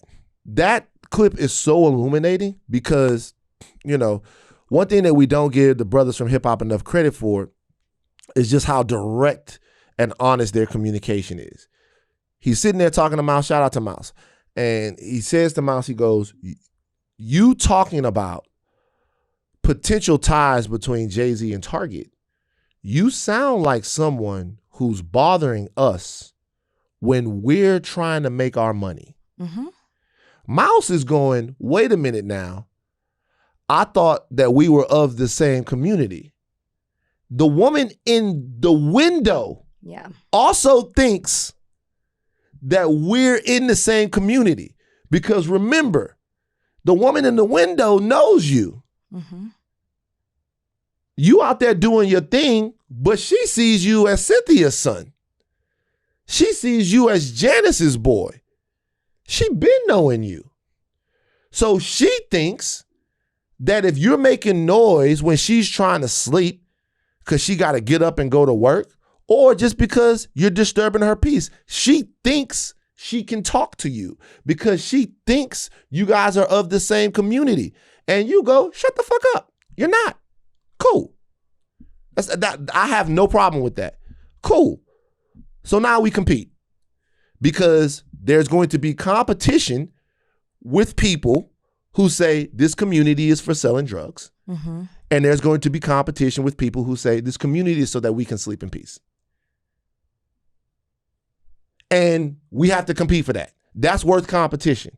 That's worth a competition, even with people who look like you, people who sound like you, people who come from the same place as you. Mm-hmm. That's worth the competition. The competition between the people who are trying to sleep and the people who are selling drugs in the community and keeping them up at night. Now, let me be honest, even the way I contextualize selling drugs, I don't even actually have that much of a problem with that. It's a vile thing to do, but it's not more vile than other forms of capitalism that don't consider the consumer. I'm not going to take those young men and make them out to be something that is specifically more evil than people who are selling them terrible food, people who are over. I'm not going to make them into the villains of their community unless there's somebody trying to sleep and they say to them, bitch, we selling drugs. Mm-hmm. For me, when I was younger, I got it.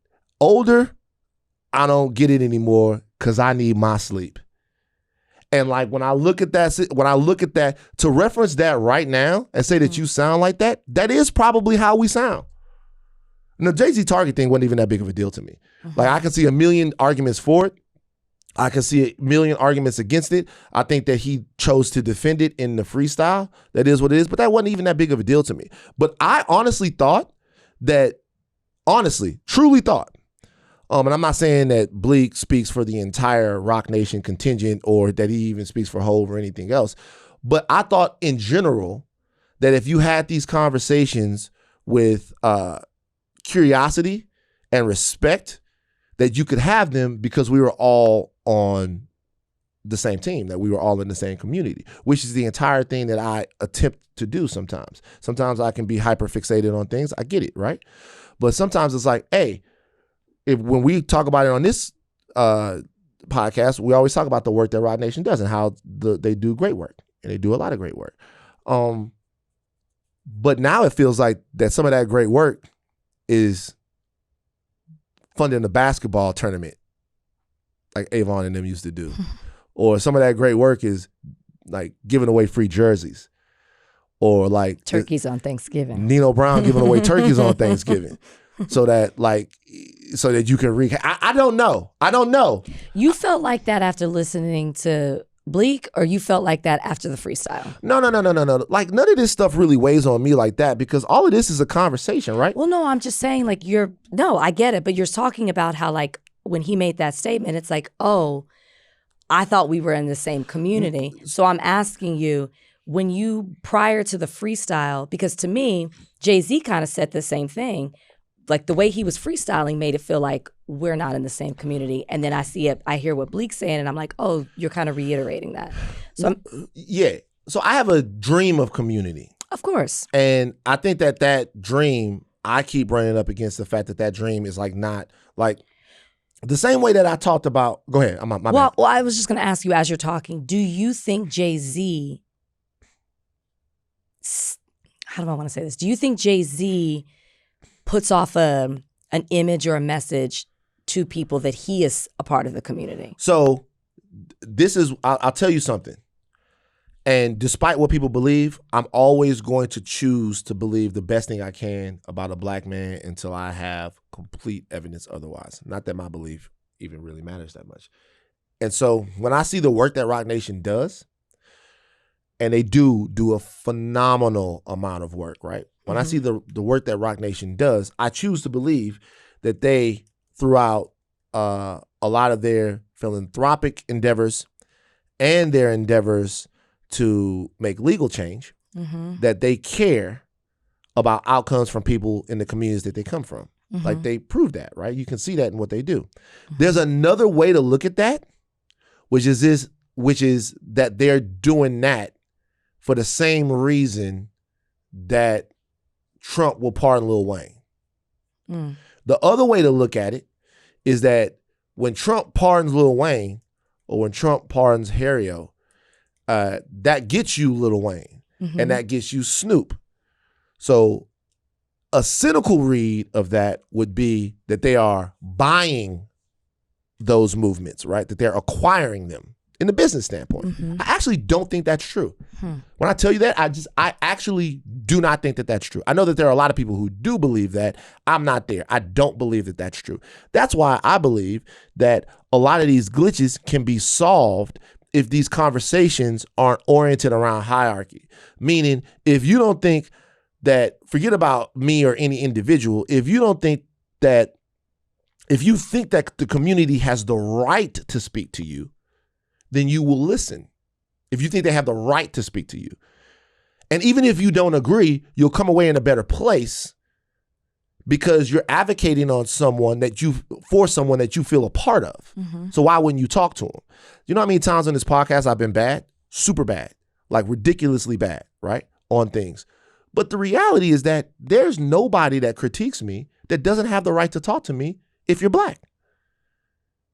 Like if you're black, you have the right to be like, man, you're not doing a good job.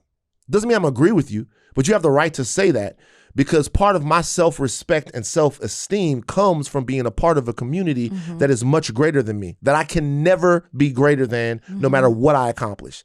I can't be greater than black people.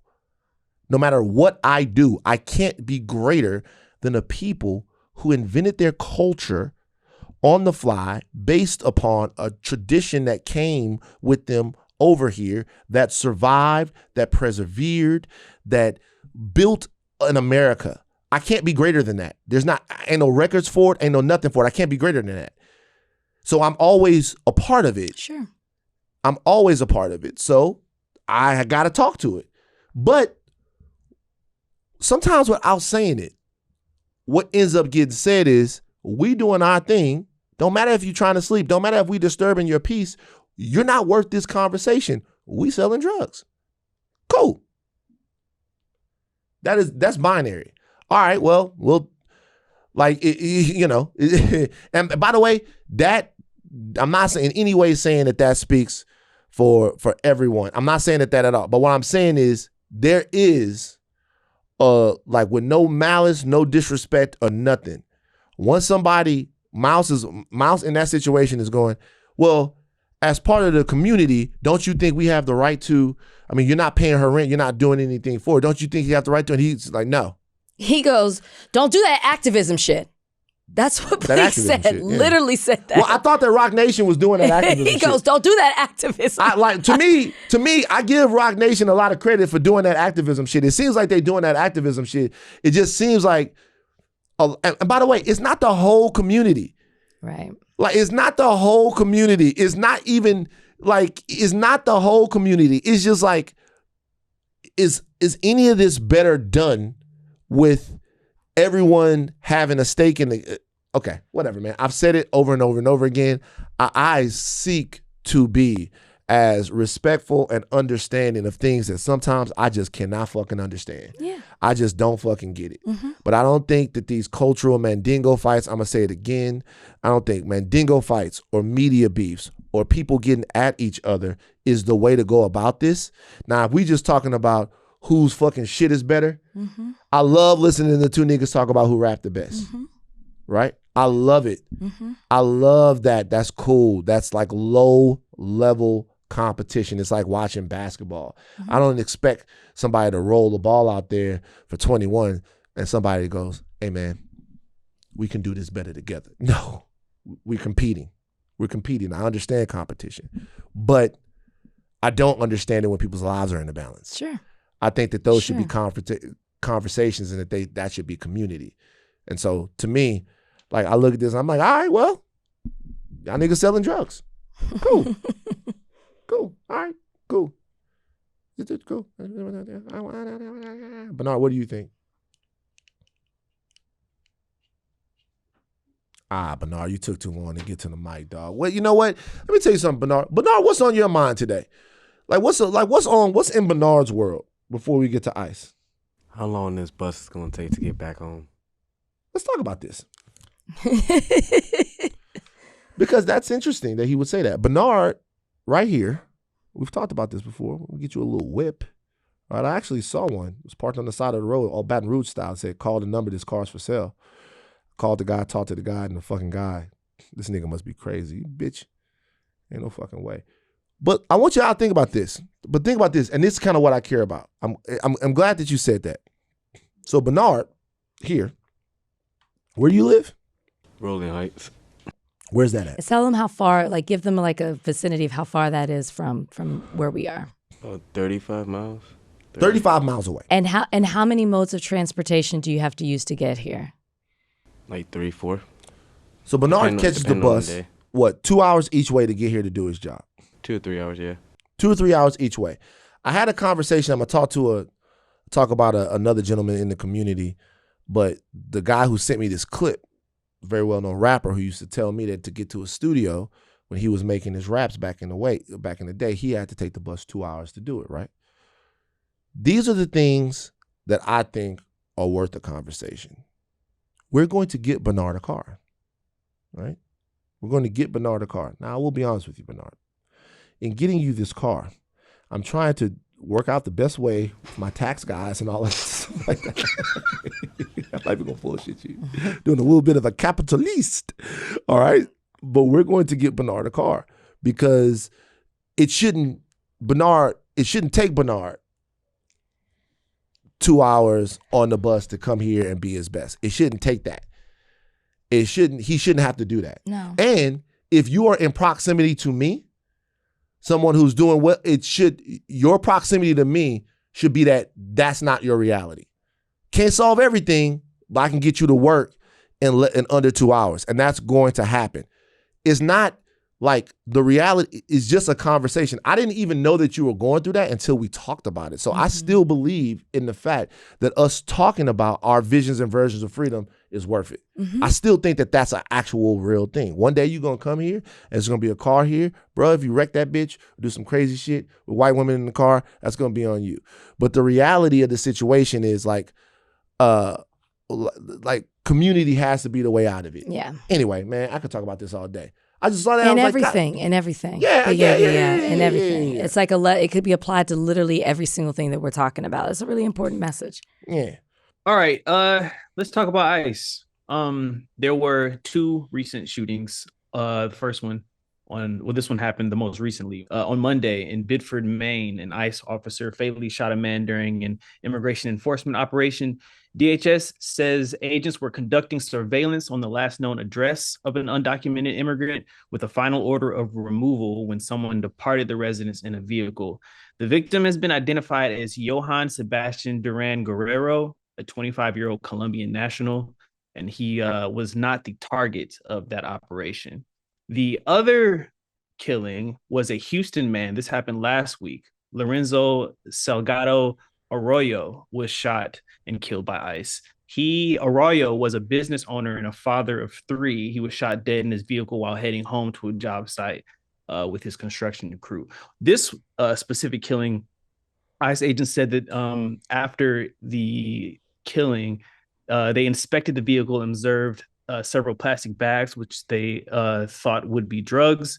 The family says that that bag was not drugs. It was an electrolyte drink mixture, and the district attorney's office seems to be siding with the family on that.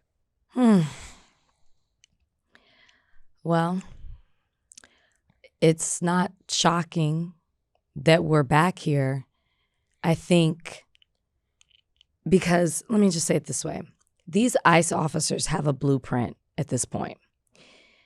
When Alex Preddy, who wasn't in a car, but still lost his life at the hands of ICE, and they made up stories about him, and if there had never been video, we would never have seen what really happened, and still nothing has been done. Right. Renee Good, driving her car, they told a narrative, and multiple angles and witnesses told another story, which is the truth, but they still shot inside of her car. Now here we are again, 2 people wrongly killed, gunned down, shot through the car. They have the blueprint. Nothing has been done with the officers who are shooting into cars, killing innocent people over an accident. And why would it stop?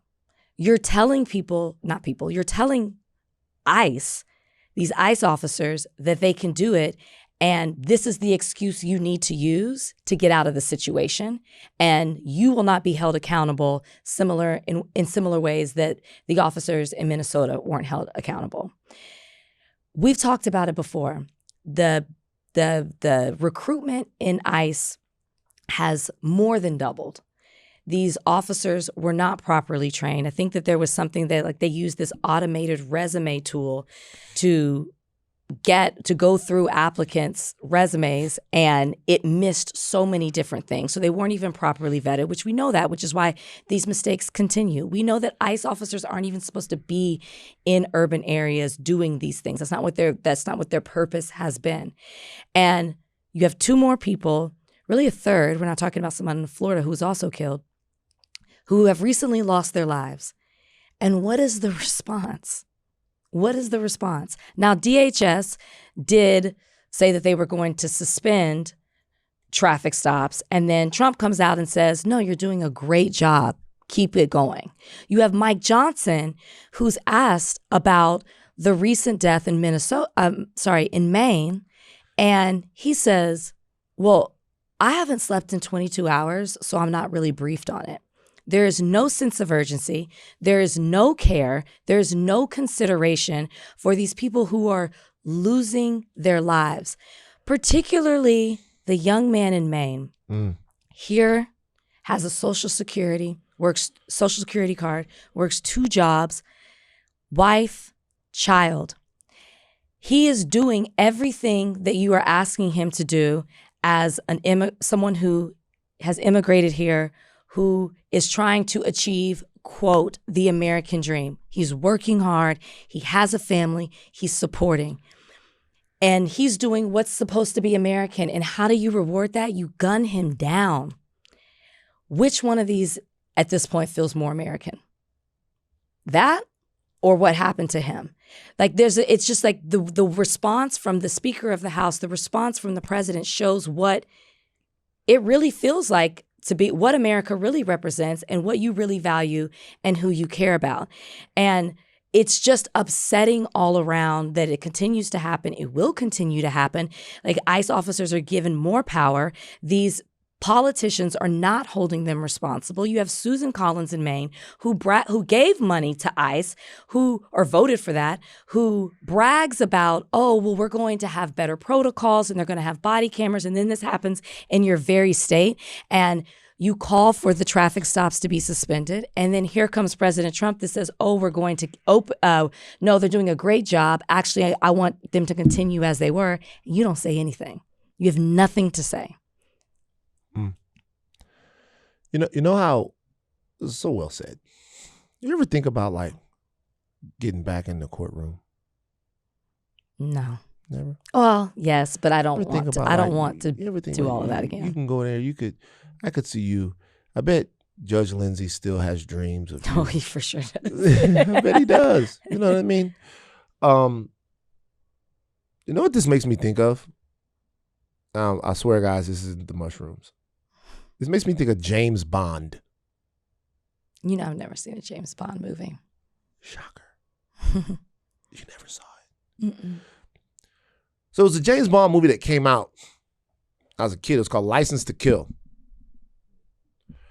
And it was just a tough-ass name, a License to Kill was the name of the movie. And James Bond was like, going revenge or something like that. And they had gone too far. And so, like, I remember asking somebody on the news, like, was License to Kill or whatever. Well, the 00 in James Bond's name, according to Ian Fleming's first novels, that means you've killed somebody. Okay. That's how, in the first novels, it means you've killed someone. But when I was a kid, I was like, License to Kill. Because everything that I had gotten before then was saying that, like, you don't kill. Killing is bad. But James Bond has a license to kill. That means what it meant for 007 was that, like, anything that he did that he thought that he had to do was sanctioned by the government. He had a license to kill. He had the power to kill if it was in the line of whatever he was doing. And it's like, they tell him in the movie one time because he goes off, 007, your license to kill is revoked. And it's like, you've taken away his power to kill. Mm-hmm. And since I was that age, I've thought about the power to kill, and not the license to kill, but the right to kill. Because that orients the different ways that people discuss power. We talk about our right to life. Oppressors talk about their right to kill. Mm-hmm. Now, I could use this in many, many different areas, right? Mm-hmm. Did Nat Turner have the right to kill people that killed his people all the time? Mm-hmm. Did Nat Turner have the right to say, I'm not going to die, I'm going to kill you? I'm going to kill you because of what you've been doing. I'm going to kill you because of what you're going to do. I'm going to kill you. I'm going to fight back. I'm going to kill you. Does Nat Turner have that right? It's a slave rebellion. It's a brutal massacre and all of that stuff. Do other people in other situations around the world actually have the right to kill their oppressors? Right? Do they have the right to do that? Well, we always litigate that. What I believe in a lot of these situations is that this stuff is by design. The right to kill, the license to kill, is being established by hiring ICE agents that we know are insane, like this gentleman is. This particular ICE officer in Maine, David Bruyette, has a history of terrifying and violent behavior, according to his relatives, attacking women in his life over the years. One of them shared a voicemail with the Associated Press from last winter, in which he told her that he thought someone should slit her throat. So you put a guy like that, you operationalize him, put him on the street, kill somebody. Mm-hmm. What you are establishing to me, when there is absolutely no recourse for that, is the right to kill that person, the right to kill them. when we are talking about our relationship to policing. Mm-hmm. We are saying that the police shouldn't have the right to kill us. The power that we are up against is trying to reinforce and establish that right at all times. You're driving your car into me. Boom, you're dead. Whatever. Don't matter what the videos show. I felt that way, so you did it. Because I have the right to kill you. And then on top of this, you have a zone flooded, right? Donald Trump gave a speech last night when he was up there slurring his words and rambling about nonsensical election gobbledygook. So now that is going to dominate everything. Now we have to parse through all of that stuff that's trying to have the voting rolls, like all the voting rolls public, like what is actually going into what the president actually said. Everybody is moving on that. Everybody is trying to figure out whether or not he has a point, whether or not this talks to the SAVE Act, how much of this is lies. People don't know what to report, how to report it, what to do, all of that stuff. Meanwhile, ICE is killing people. Right. Because part of the cover for all of this is to make it look like not that big of a deal. Right. So I personally believe, like, for example, Trump established by pardoning the January 6ers the right to insurrection. Absolutely. Because he don't know when he gonna need one. Absolutely. He don't know when he gonna need a bunch of people to get busy. Mm-hmm. He can't dissuade it, which going back to the Kaepernick thing, just real quick, just one more time. I'm sorry, one more time. It's taking his career from him establishes a chilling effect. Well, now guys in the NFL know that they don't have the right to protest in that way. You don't have to make a rule. You can make an example. Sure. And so, like, in these other situations, like with the fucking January 6th shit, you have the right to do that. Mm-hmm. These ICE officers are being given some James Bond type shit by the administration, the license to kill, the right to kill. And they will continue to kill. Mm-hmm. And there's like nothing that's going to be able to stop them from killing. And I tell you what, the so-called opposition party had better deal with this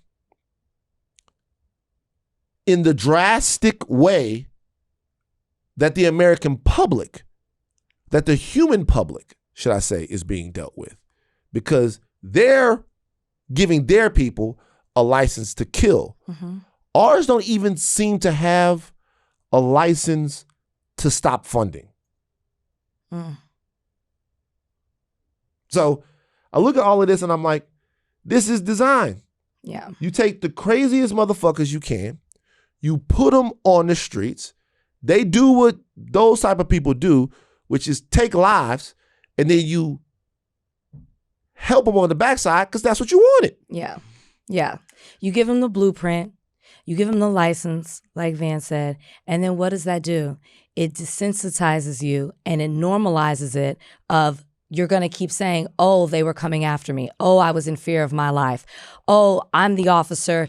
They're the immigrant. What I say holds more weight, holds more value, and they're not, and they're nothing. Like truly, it continues to happen. We're talking about it again.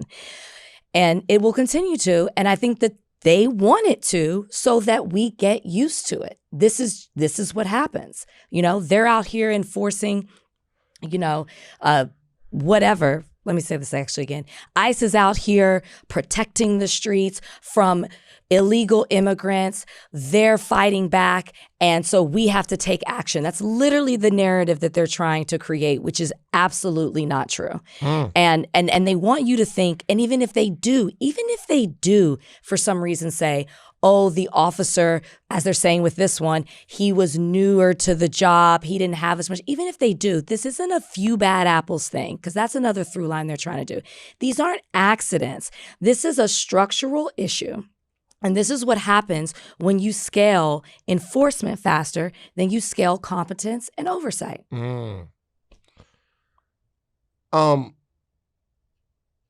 Something crazy just happened, Rachel. Did something really crazy happen? It did. Why? Because I just never know. What happened? Like bad crazy or good crazy or crazy. Fun crazy? Fun crazy. Okay, what happened? B2K just dropped. Really? Were you a B2K over a B2K, pretty... well, that would be a guess. B2K.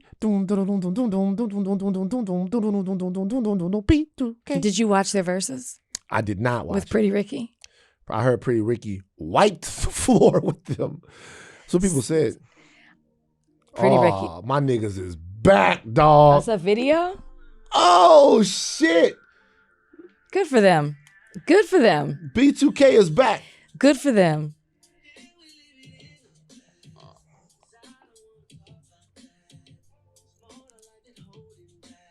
You know how people can only work, like do that dance on one side? Do you only have a one side? You can only do your right side like that? Of course. Because that's what separates the people that are actually ill at dancing. What separates, I can do, one side, but I can't do it over here. Marion do it on both sides. So a couple of niggas from B2K do it on both sides. But but I'm looking at it right. They look good. Look, I'm looking at the video right now. Boy, music videos have changed. But these guys look good, bruh. These guys look good. Let's see if the dance moves are still. The dance moves are there. They still got it. I'm happy for B2K, man. There was a lot of stuff throughout the years. There was a lot of stuff that happened. But I'm looking at B2K. I'm supportive of this. Look, Raz B, Lil Fizz. Lil Fizz is it. Remember when they said that? Lil Fizz is it. Did they say that? Well, in one of the songs, it was like Lil Fizz is it. How old is B2K now? They haven't hit 40 yet. They gotta be. Omarion's not 40. Omarion can't be 40 years old, can he? These niggas was way younger than me. Omarion's 41. You know what? I keep forgetting?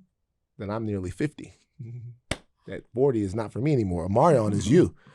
You don't like Omarion? You don't like B2K? I've never said that. I've actually been to a concert. I think it's great. As like the 2000s and all of that is coming back, I like the nostalgia of it. I watched the verses. I was more team Pretty Ricky. But yeah, I want Pretty Ricky to come back too. Okay. Do you think that at the top of B2K, at the height of Omarion's dancing, I've said this before, I'll just say, you don't think that Omarion was close to Chris Brown at any point at the height of dance? I don't. Now, was he popular? That's one of my worst takes. Was he popular and like people enjoyed? Like I was like, oh, when is an Omarion video going to come out? I want to see him dance. Like, yeah, talented, all of that.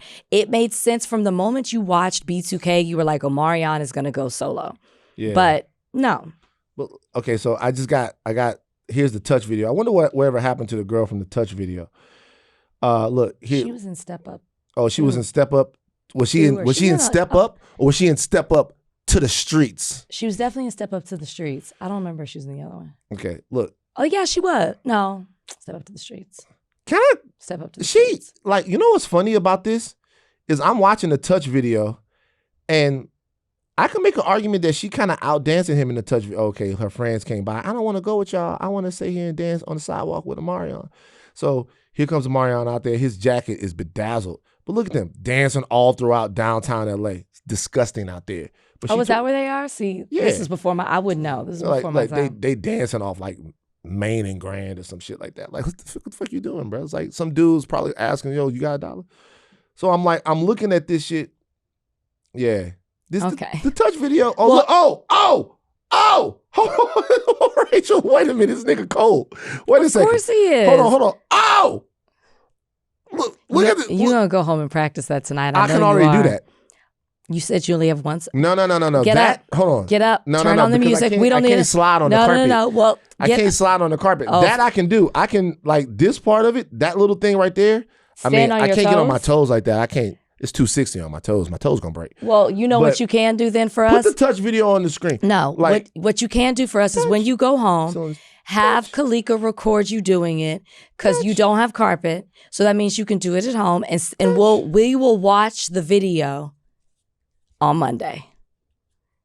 Oh, I can already tell where this is going. You can't even get the hand motions together. All right. Touch. In other news, I have my top 5 finest list. Oh, is Omarion on there? Is B2K on there? He did not make it. None of them did. Touch lady is, she was young now. I can't really look at her like that. That's not right. Okay, let's go. Yeah, find out how old the girl in the Touch video was at that point, because like if she's too young, take out any me, say anything, she's probably a grown woman, but still, I'm old. All right, let's go. Top 5 finest niggas list. Let me find my list. This is the inaugural higher learning finest niggas in the world list. Where's my list? It's all Rach, all the time. Rach, go. Top 5. Okay, I have some honorable mentions first. Okay, can I Google these people as you were talking about them? You'll know them all. I'll know them all? Yeah. I'll know all of them? Yeah. Did Sarunas make it? Huh? Did Sarunas make it? No. You didn't put Sarunas on the list? No, but I have an honorable mention. He's going to feel a certain way about that. It doesn't mean that I don't think he's an attractive man. He's just make the list. 6'8". So, because he's tall, I've had taller. Oh. Oh, daddy. Oh, she was 19? Okay. Yeah, it's still not great. Okay, go ahead. A couple of honorable mentions before I get into my top 5. Damson Idris. Okay. Jay Ellis. Jay. Shout out to Jay. Jay, my nigga Jay. So one of my niggas actually made the list. Keith Powers. Oh, Keith. Keith is a guy who I know. I wouldn't say he's my nigga. Keith is a great guy. And Method Man. Wow. Meth. A lot of ladies on meth. These are old school because I feel like he's had a resurgence. Like he's always been attractive, but like last 10 years, maybe less than that, it's just like, it's like Method Man. It's like people forgot. All right. Okay, top 5 in no particular order. Jude Bellingham. English striker. I already gave the other ones. Joshua Anthony. No. Anthony Joshua. Anthony Joshua is his name. So Jude Bellingham is this a top 5? This is not in the order. It's not in order. It's not in order. Right. Anthony Joshua. Okay. Michael B. Jordan. Okay. Oh. Skepta. And Maduka. Okay. So Okoye. I think that's how you say his last name. Okay. So give me the list again. Okay. Skepta, Anthony Joshua, Maduka Okoye, Jude Bellingham, Michael B. Jordan. Okay, so like, just to let you know, of your list, of your top 5, we got how many? Shout out to Mike. They're not light skins. I don't even want to hear. It's not light skin. Okay. Shout out. It's not light skin. Shout out to Mike. Mike going crazy. Mike, best actor. Man, that best actor award is just for Mike, but it felt like it was for everybody. Like, shout out to Mike. Okay. But other than Mike, no Black American guys made the cut on your list. Your list is your list. Because you know why? Because when we were talking about it, it was like, who in 2026? That was the you gave me. You were like, I don't want you to do the Denzel. You said, who in 2026? Who are some of these new faces that we're meeting? Who is taking you by surprise? And so that's why a lot of them are not American, because I'm getting introduced to them through sports, international sports, boxing, soccer. And then, Skepta I would have put on my list. I knew him. Now, I also will say this. I think, so give me the list one more time. Skepta, Anthony Joshua, Maduka Okoye, I hope that's how you say his last name, Jude Bellingham, Michael B. Jordan. Okay. So, let me look. Is Maduka Okoye el biracial? I don't know. He... Nigerian father, German mother. I did not know that. Yes. So you got 3 biracials on this list. Yeah, you do. Anthony Joshua's biracial? Hold on. I don't think he is, actually. I don't think he is. Anthony Joshua. I don't think he is. I think he just... They're Black to me. For the purposes of this list. British Nigerian parents. I didn't know Maduka was. Maduka is, and Jude Bellingham is I figured as well. Jude might be. But all of these guys... But they read Black. But all of these... They Black, because they are. Because biracial people are Black. They're Black, and we're trying to make sure that, Okay. But I shouted out my Americans in the honorable mentions. In the honorable mention. But the list, remember, honorable mention was for 2026. Right. Who's on my radar? Like, who is new? It's your list. Yeah. It doesn't matter that there are no niggas. You tried to say there are no Americans. Hold on. They're not. But that don't matter. Well, I'm telling you why. Because it's your list. Okay? It's your fucking list. And if anybody out there tries to correct Rachel for her fucking list, you'll incur my wrath because it's Rachel's list. Thank you. Are there any niggas from Alabama on it? No. If you're from Detroit, fuck you. No. If you grew up in Miami, get Get the fuck out of here. Well, maybe, because you might be a Jamaican, right? From Baton Rouge, I don't want to hear you. Fucking Malcolm Jenkins Jr. the third. Fucking Arnold Benson Williams. I'm going for Maduka Okoye. It's a joke. But no, those are probably the guys right now. I can't believe Damson didn't crack it. He's going to have something to say. We know him too. He's going to have something to say. I did need to put an American on it. Yeah. Damson's going to, I don't know Damson. If I did introduce you to Damson before. No, you did not. I've never met him. Oh, that's Milt's guy. Who? Milt. Do you know the niggas that we're supposed to? Milt. I don't know Milt. Milt from Made Entertainment. Milt. You've never introduced me to a Milt. Milt, the greatest guy. These are the greatest guys. This is your Milt, fault. Sean, Devrin, Vic, Mark. I only know Sean on that list. No, you got to know Dev. You don't know Dev? You've talked about these Vic? people. I've never met these people. Only know Sean. What? So I don't know. So no, You I've know never met Adib? Damson. No. You don't know Adib? You've never introduced me to these people. This is your fault. But you know. But I do know them by name because you do talk about them. These are great guys, great men. So okay, cool. So that's the list. That's the list. A definitive list. Now, should we do a finest ladies list, or that's too much? I feel like we kind of did one. I feel like we've done it. Can Maybe I it get was like the a 90s napkin or or something something. like that? I like my list though. It's a good list. It is a good list. I mean, these are the niggas that's doing it right now. Mm-hmm. These are the guys that are on top of the game right now. Mm-hmm. This is my 2026 list. 2026 list. Now, is there anybody besides your honorable mentions? Just walking to the. Besides your honorable mentions, let me ask you to do this again. Besides your honorable mentions, is there anybody that you see on the attack? Like you've seen them in something, they're out there, and you could see them. Does like a Tyreek Withers have a chance to make this list at some point? Are there younger guys that you see? They're on the attack, they're on the approach, and they could score a goal. There's some younger guys, like the young guy in Forever. Okay.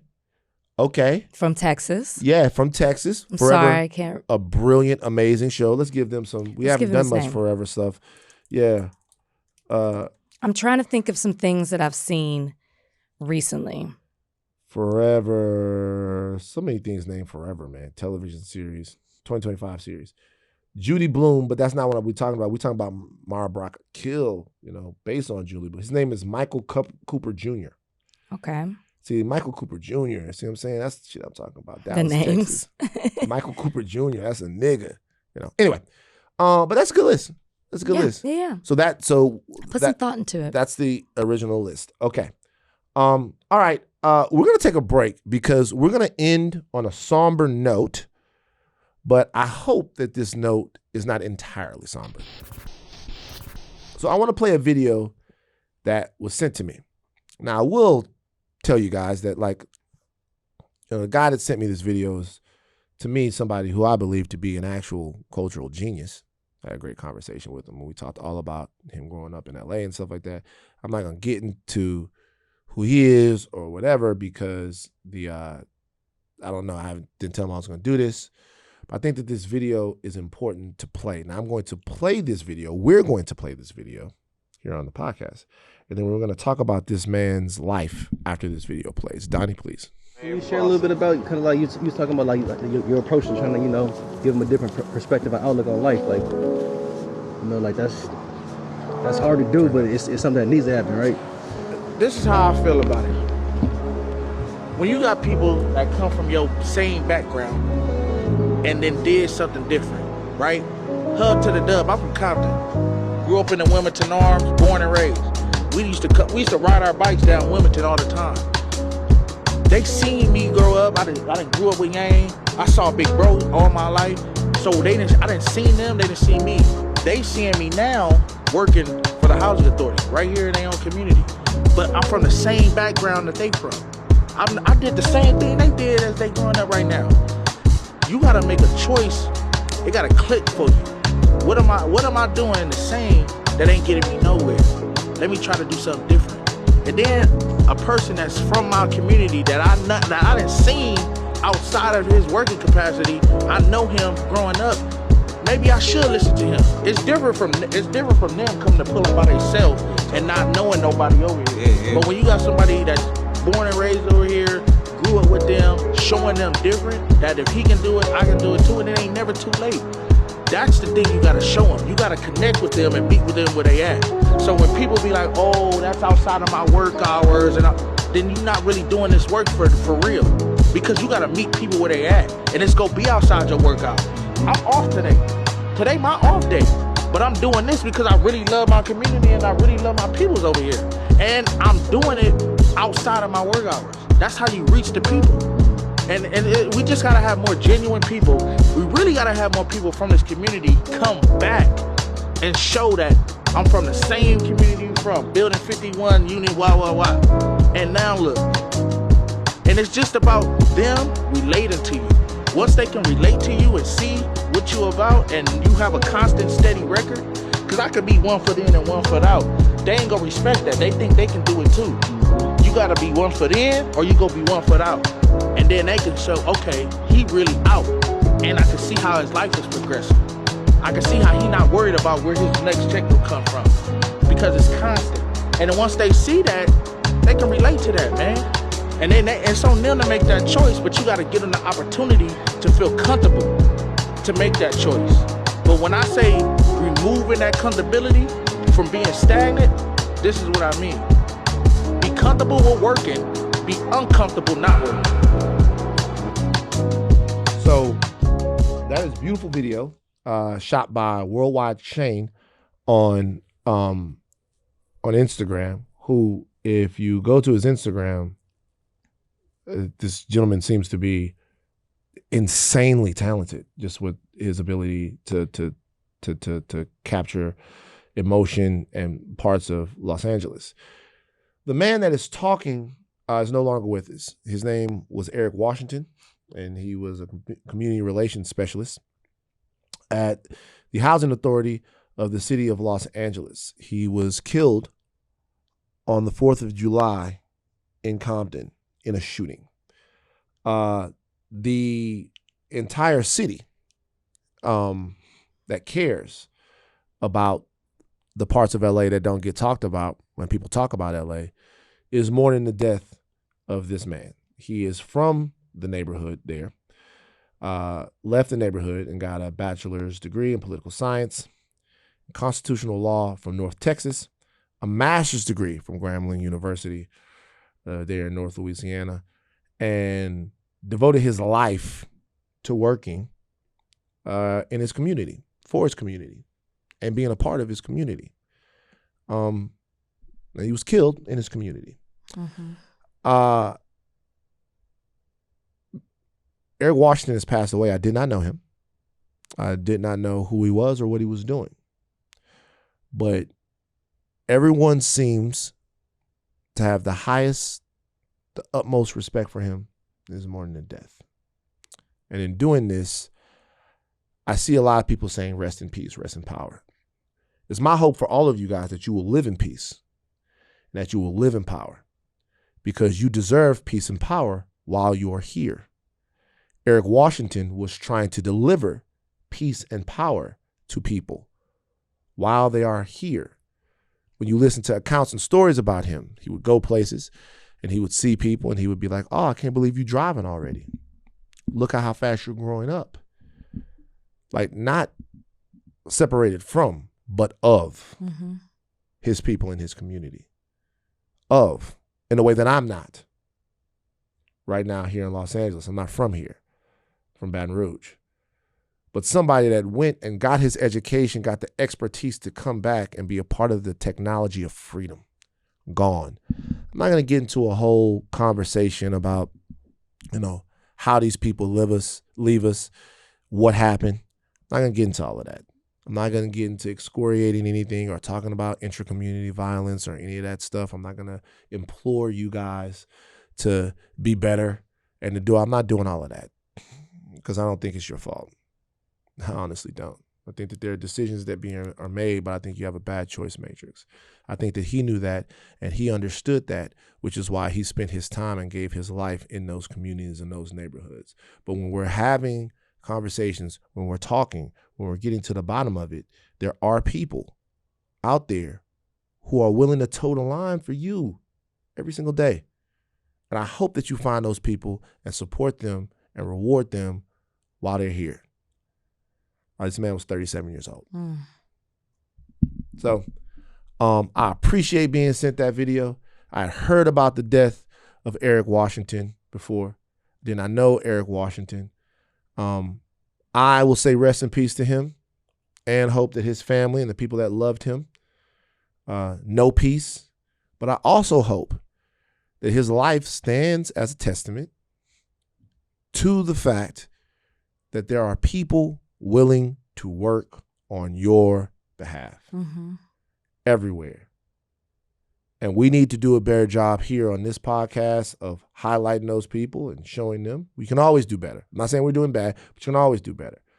But we all need to do a better job of investing into the people that invest into us. So rest in peace to Eric Washington. All right. Take your team caps off, but do not stop learning. I'm Van Lathan Jr. I'm Rachel Lynn Lindsay.